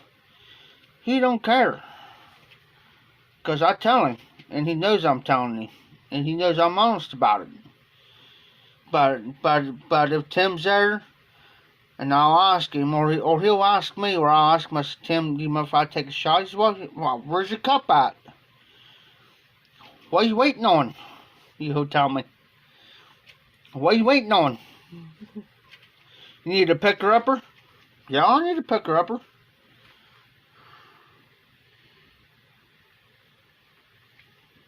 I said, you better give me a picker-upper. Well, I mean, you're going to go outside. That's what I tell him. And he'll sit there and just laugh about it. Because he knows I won't do nothing. I said, I'll take you outside, Tim. Me and you go outside and have a chit-chat. Just like yesterday. I had to laugh at him. I walked outside. I didn't even know he was coming behind me. Come out there, he says, Jeff. I went to his outside and hooked around for a few minutes. Come out and he says, Jeff. I said, what's up, brother? I said, nothing. Why? I said, what do you want? Because every time he says that, I know something's up. He says, we got some of this cold. He's got like 50-pound bags of cold mix.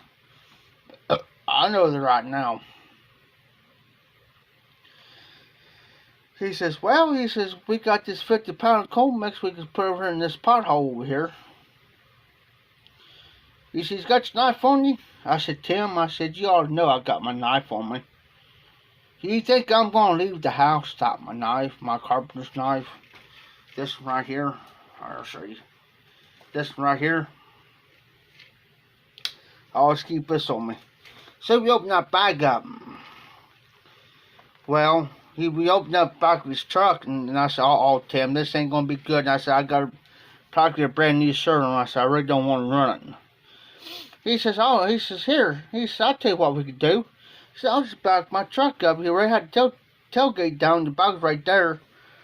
He said, I'll tell you what, we'll back up that hole, and you just dump it on top of that hole, and just... So we dumped it, and I'm sitting there. I was like, well, I got to go better get the daggone shovel. I got the shovel and spread it out.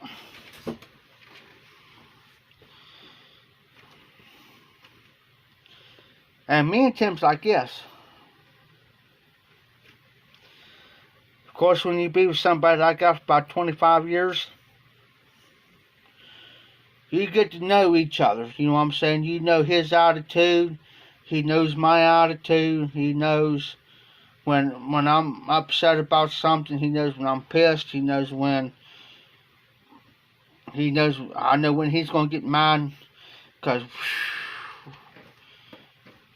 I feel sorry. Once that man gets mad, and whoever he gets mad at, I feel sorry. There's been times I had to step in between him and the other party. There's the other parties I step in between him.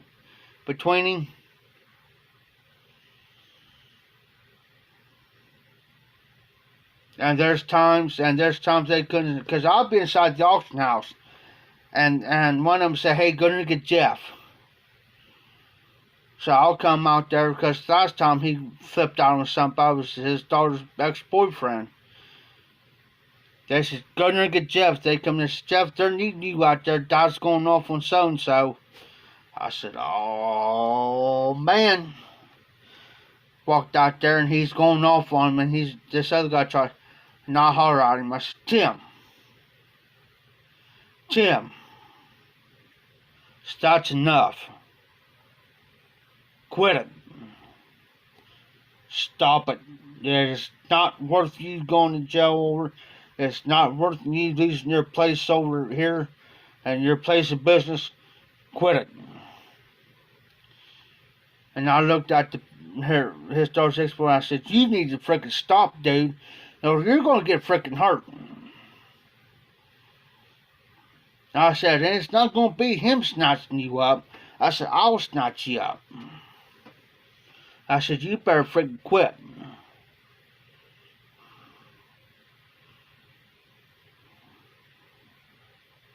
I said, stop it. I said, Tim, come on, man. Just get in the... I said, if you got to go home. I said, if you need to go home, man, get in the truck and go, man. Don't worry about him. Forget him. He's not worth it.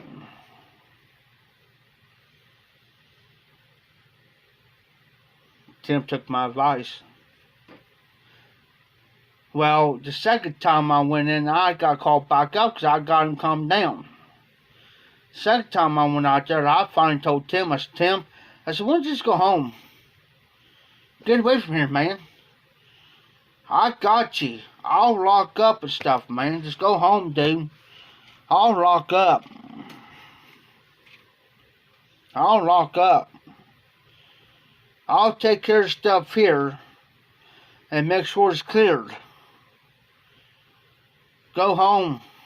Go. You got in this freaking truck. And just by luck, his girlfriend had the car there, so she could take the kids home too. See what I'm saying? So he got in the truck and he forwarded out of there. And I told them guys, I said, you guys go ahead and go. I said, I'll walk home. I said, I got to go in town anyways, and I'm going to come back here. I said, I'm going down here, get me a couple beers, and I'm coming back here. I said, you guys just, and I told everybody, I said, I want this parking lot cleared by the time I freaking get back. I said loud. I said, I don't want nobody, and I mean nobody, on this parking lot. And I said, it better be clear when I get back. Because I said, I got a feeling that Tim's going to be back here shortly. Because he's got to go 17 miles home. And I said, I got a feeling here within the next half an hour to an hour or so, he's going to be back here. And I said, I don't want nobody around here. I went down there, got a freaking 12-pack. Walked back up there. I had a 12-pack plus about 3 or 4 tall boys. Went in, put the 12-pack and tall boys in the refrigerator, come back outside. What more, I went back outside sitting down. I was sitting out front where everybody could see me. By God, it wasn't long. Tim shows back up by himself.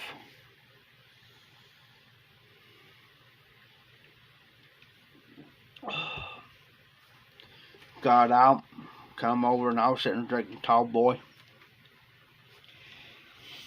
He says, Jeff says, sit down beside him. He was still pissed.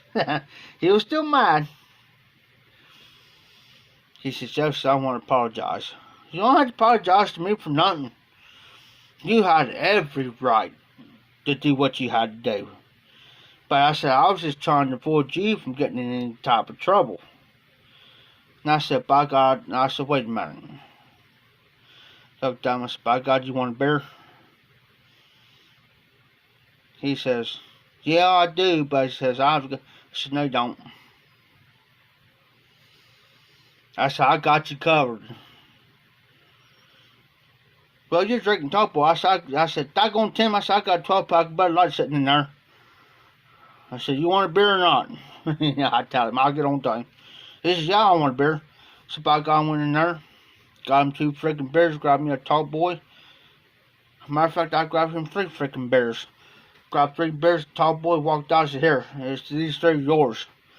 I said, he said, well, you got you one. I said, what do you think I got? You know, and we sat out there for about almost 2 hours. Just talking. I got him to the point where I got him calmed down, you know.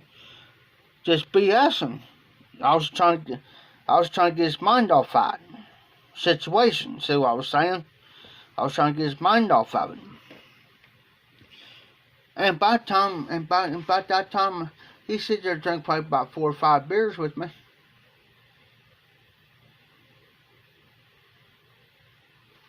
He looks at me, he says, Jeff, he says, I thank you for this. I said, anytime, man. I said, that's what I'm here for, man.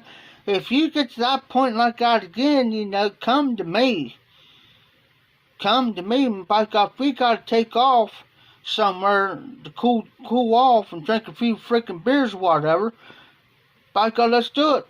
Let's do it. I'm just looking out for you. I might get the worst end of the doggone deal, but I'm not going to see you go to jail over nothing.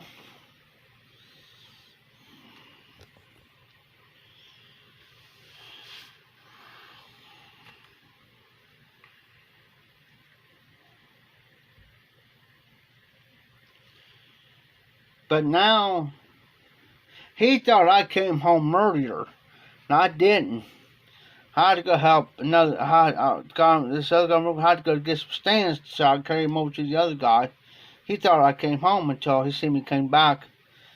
I said, Tim, I had to go help him I said, I should have told you. My fault. I said, that's my fault.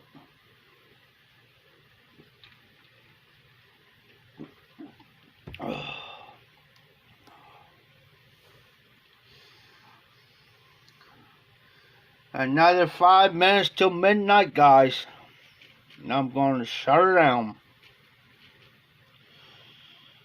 But that's just the thing about me. It's like I sit there and talk to people. Because I look outside the box instead of inside the box. I look on the outside the box.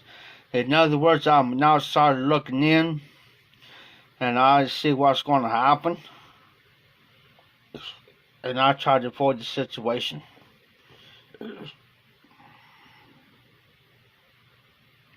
Now, if Tim didn't have his business and anything like that, and they got into it, Now, if it was off the property, that was between them two. But when you're on the property and you got a business and they know how to get you,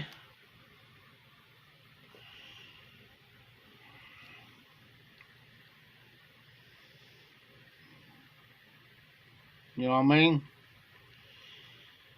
And they know how to push his buttons.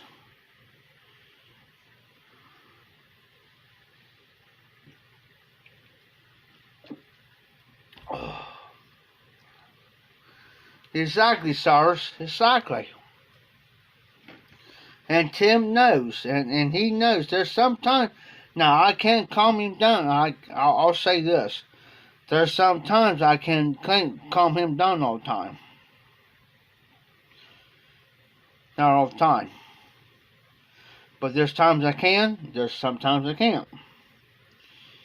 Now there's times, now if he gets to the point where he's getting too mad inside the auction house because somebody pissed him off, I'll mark the refrigerator and I'll grab I'll grab about 4 beers, 2 for him, 2 for me, and I'll say, hey Tim, hey, come with me for a minute. He'll look at me. He says, no, he says, by God, I said, no, come on, Tim. I need your help. I said, come out here and talk to me for a minute. I need your help with something. I need to ask you a few things. Come on. He said, no, I'm not going to do it. I said, by God, yeah, you are. I said, look what I got in my hands. He said, come on. Well, I'll take him out to the derby. There's 2 derby cars out back. I said, come on. I said, I need to help these cars out here. I said, I need to know what needs to be freaking done. I don't know what needs to be done. You got to tell me what needs to be done. So I don't mess something up. Then I'll talk him into it. Then he'll come out there with me. I said, come on, Tim.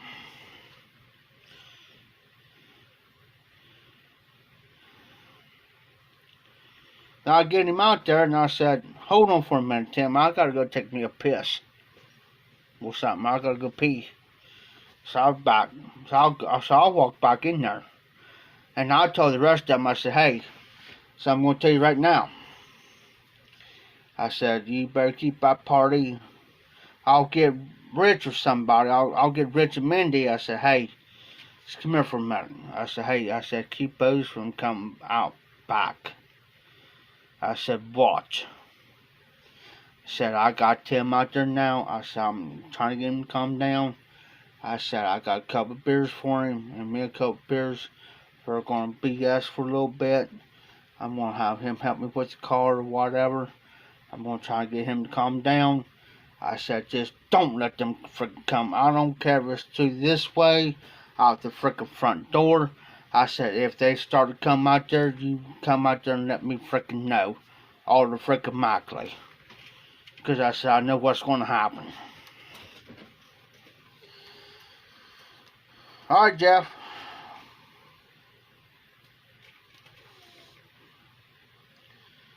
You know, I've done it before. I'll do it again. Because Tim knows, because Tim could talk to me and he knows. Because if I tell him something, if I tell him, say, hey, think about it. Is it freaking worth it? Is it worth it? Is it worth you to lose your reputation, your trust, and your respect because of something like this? Never scoop down to their level. Don't do it. And I'll tell anybody, don't scoop down to somebody's level of ignorance and stupidity. Because it's not worth it. It's not worth it. I don't do it. I just got to the point now in my life now that I'll just tell you. You know, I tell them. You know, I don't care if you like me or not. I'm just truthful with you. You know, you may not like me because I may speak the truth. I keep my circle small. I keep it small. There's very few people that I will work with. And that's the same way in the YTPC. I'll be honest with you. I keep my circle small.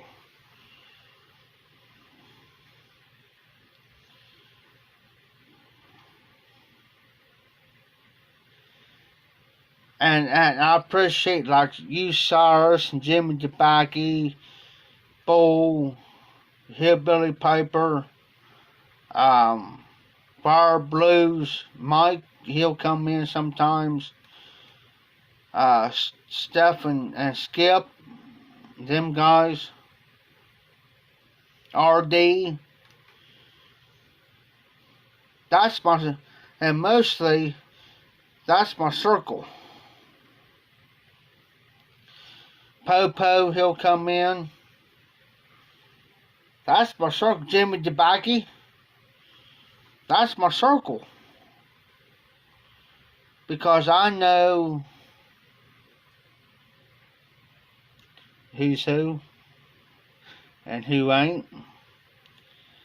I know, and Cyrus, I appreciate you. You've been in my about every live I have. RD, Jimmy DeBacky, Bull, Sasquatch Piper 2, Jesse. He'll come in, you know, and it's great, and I'm very grateful.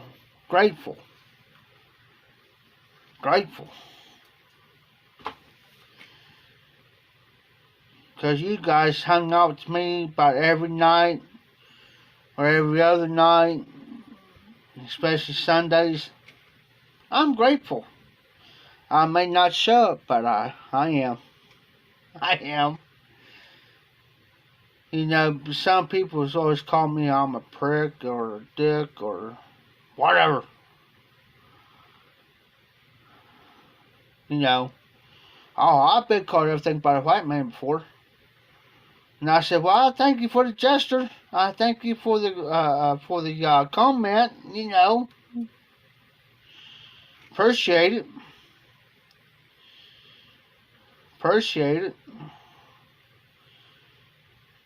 You know, and I tell them down there, they'll call me everything by.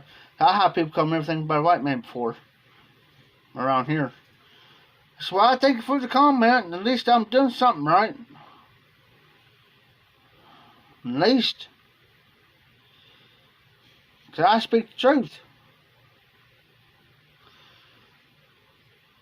And then I have people get mad because I don't want to speak. Well, and it's like people in Tim's lives down here.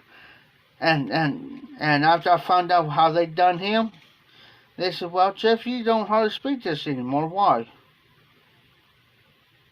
Well, you want to know the truth? Well, the way you treat him down there, no wonder I ain't going to speak to you. You think I'm going to be good at two shoes? Nah. I have people went down there and lie on me.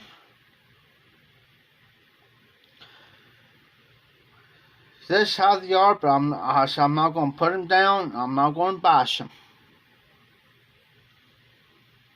But this is how they are. I'm not going to put somebody down. Because it's not right. But if they come to me, if a certain person comes to me and says something to me about a certain party, I'm going to go say something to them. Say, hey, you better watch. Watch. Just like these people living down here in this one room, they work for Woda. They was bashing Tim. But I was letting it go. I was adding on to it. Just see what all they say about Tim. Then I went down and told Tim about him. You think it bothers him? No. It doesn't bother him. He's like me. I'd rather for them to talk about me than leave somebody else alone. We're just alike. We're just alike. It's just like I said, he thought I came home because he left me a message on Facebook. Sorry, Tim. He thought I came home and I didn't.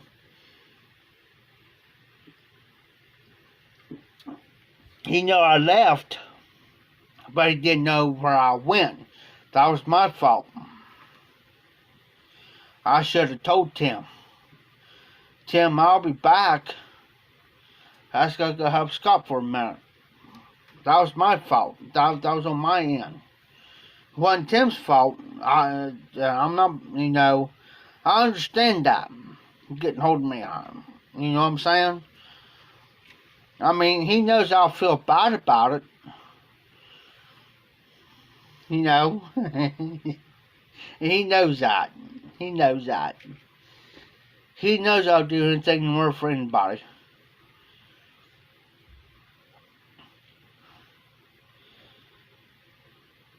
He knows I'm just trying to make a little bit extra money. And and just like with Tim, I know he's got, this is how I work with Tim.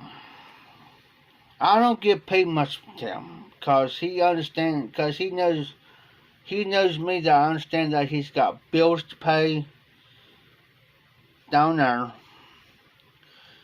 His own house, the rentals, he's got rental properties. Plus, he's got to pay for merchandise. That takes time, and he's got to put time and gas in his vehicle to go get that. That includes paying for the merchandise that he gets down here. He knows I understand that.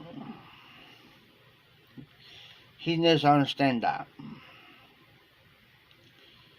So I don't expect him to pay me an arm and a leg. But this other guy that I'm doing work for, I expect it. $20, $30 a day. Why?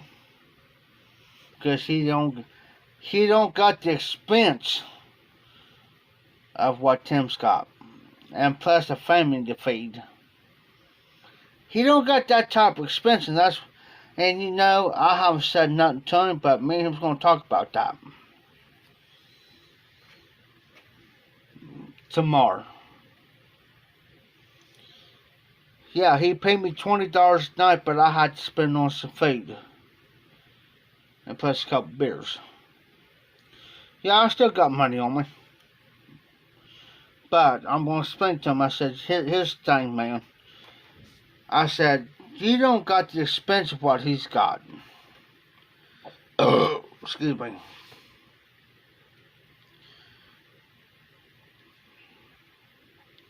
I mean, don't get me wrong. I mean, Tim's got some money behind him, but that ain't the point. The point is that you don't have to spend $900 a month, because he's buying. This is what happened. He's buying this old Country Connection. Used to be a bar. Well, there were 6 other people. Well, actually 5 or 6 other people plus went in with him to buy this place. Okay, and they put a split. It's like a mortgage, just about. You know what I'm saying? And they put split it. And what they were supposed to do, these 5 or 6 other people were supposed to give him the money, Tim the money, because he was one of the main guys. And Tim pitched in. Tim didn't say, well, you guys do this, I just won't pay. No, Tim did it too. So I know Tim.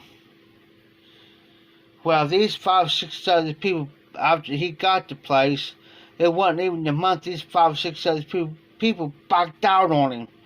Backed out on him. And guess who wound up with all the bills and stuff? Tim. So there's over $900 worth of freaking bills that he's got to freaking pay down here. Not only buying the place, but he's got to pay for the electric bill, water bill, and everything. They left it up to him to pay. And that's not including his mortgage payments for the rentals that he's got. That ain't including for his gas and time to go picking up the merchandise up, plus paying for the merchandise, plus bringing it down here and trying to make his money back, what he can get, so he can keep up with everybody. So that's why I don't complain about him paying me that much. And he knows this.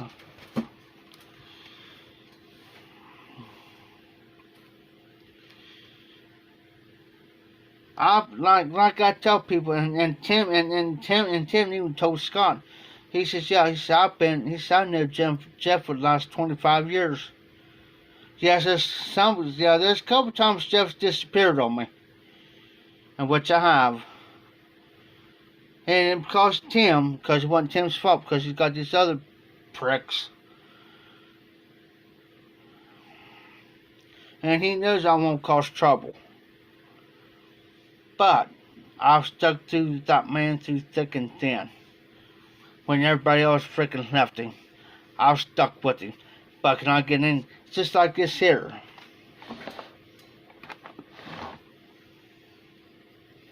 I got that off Tim.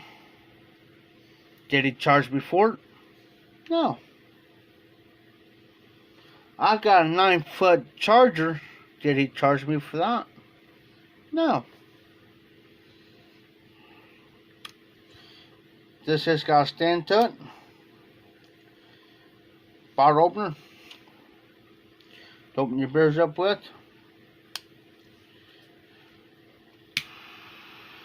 Some more cigars. It's got a safety switch on there. Now, I flipped it back over. Now, I can't light it. See? Now, if I flip it back over, I can. And it's still got plenty of fluid in it. Now, this is for my cigars. As a matter of fact, speaking of cigars, guys,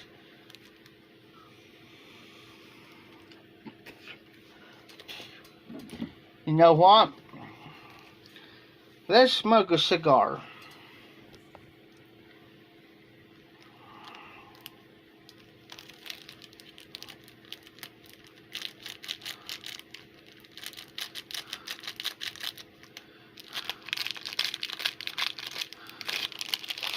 This one right here, nah, I won't smoke that one yet. That's a diesel.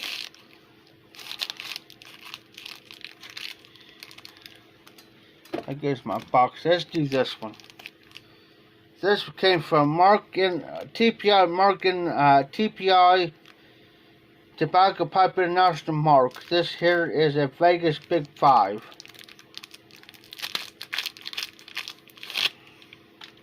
And before I do that, guys, let me grab my charger real quick.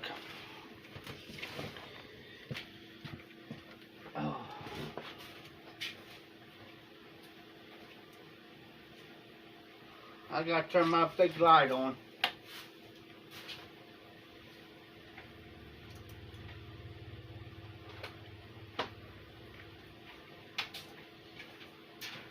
Nine-foot charger. 9-foot charger.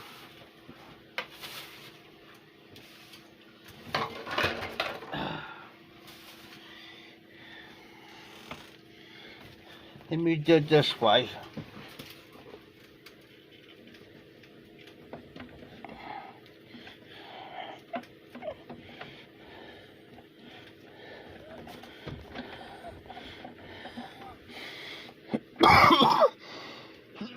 Sorry about that, guys.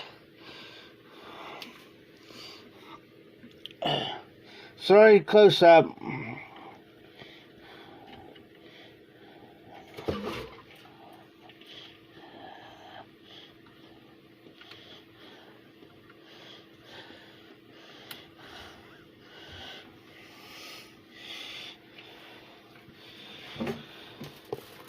Like I said, 9-foot charger. This is 9 foot. So hold on.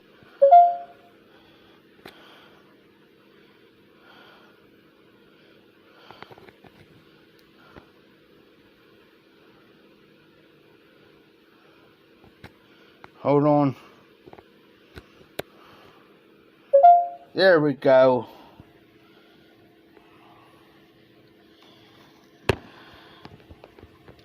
Is anybody still on?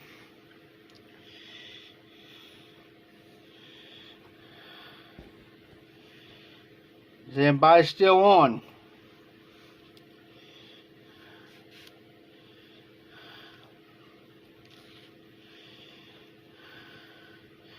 The Vegas Big Five.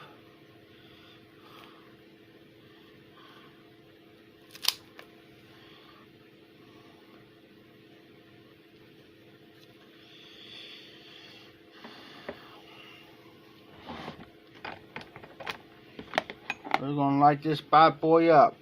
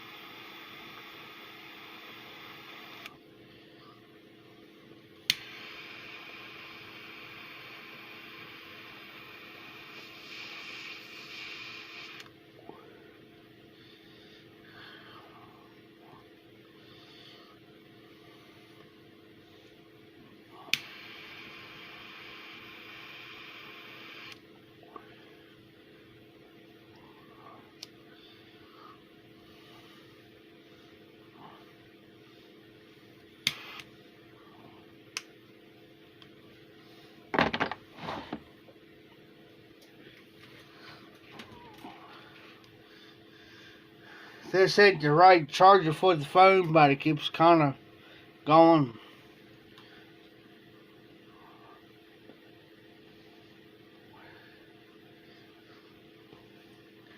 The Vegas Big Five cigar. As you can tell, well, wait a minute. There it is. Big Five.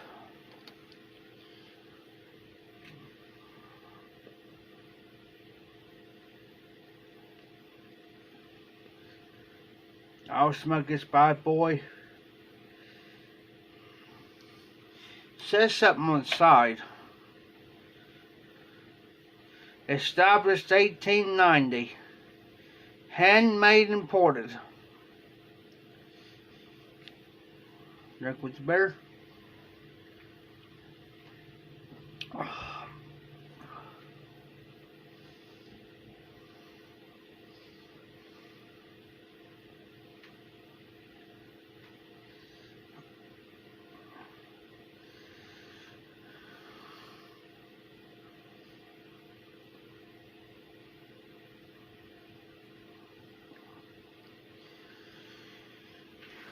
Let's see what time it is, guys. 12:18.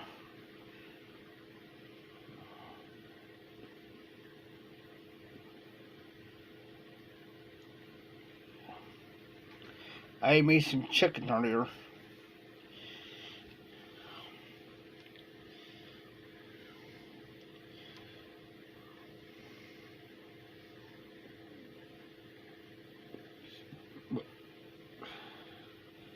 SARS, you still on?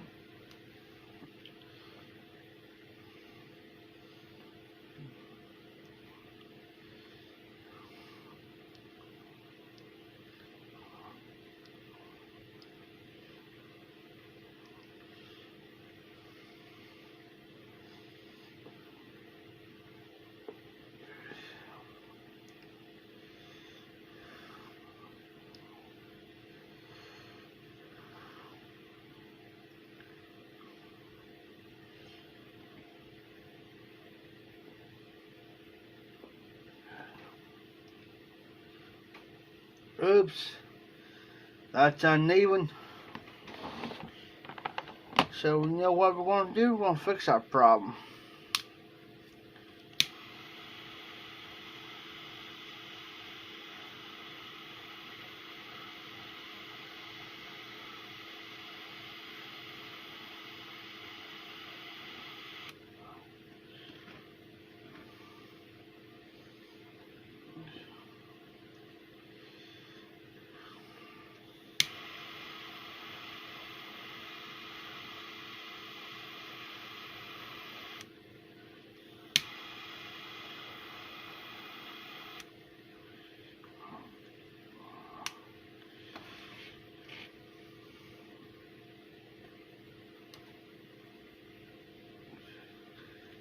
And this also could be used for starting fires with.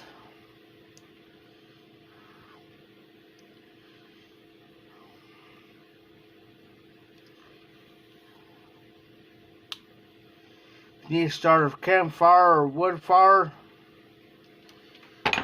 That's why another reason why I got it, because I may never how long I'm going to be here.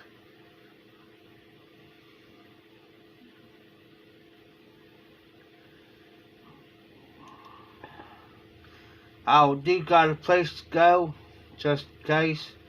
That's why I got that.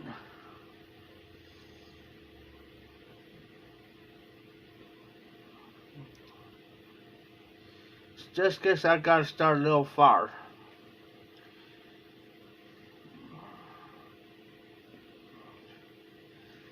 I still got, that's the reason why I got plenty of tobacco, plenty of cigars.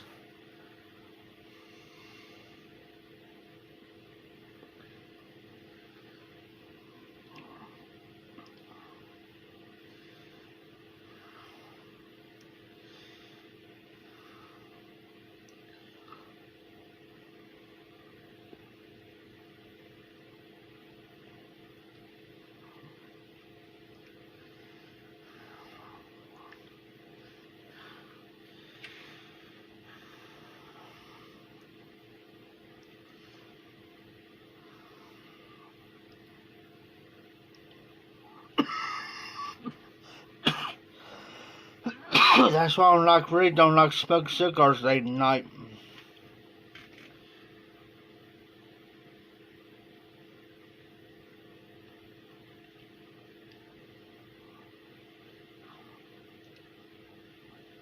Is anybody still on?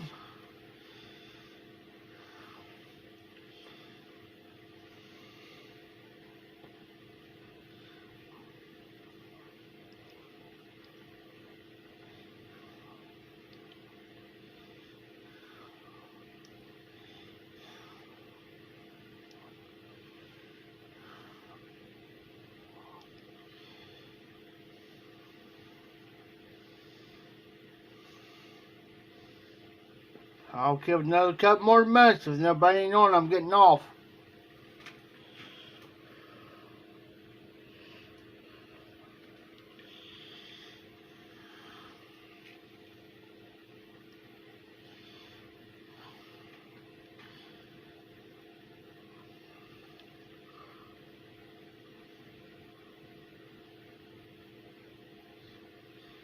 Alright guys, I'm getting off. So I ain't getting no messages. I hope everybody has a good week, safe week, be well, be careful. This is Al Piper. Keep them lit, keep the embers burning. Y'all take care out there.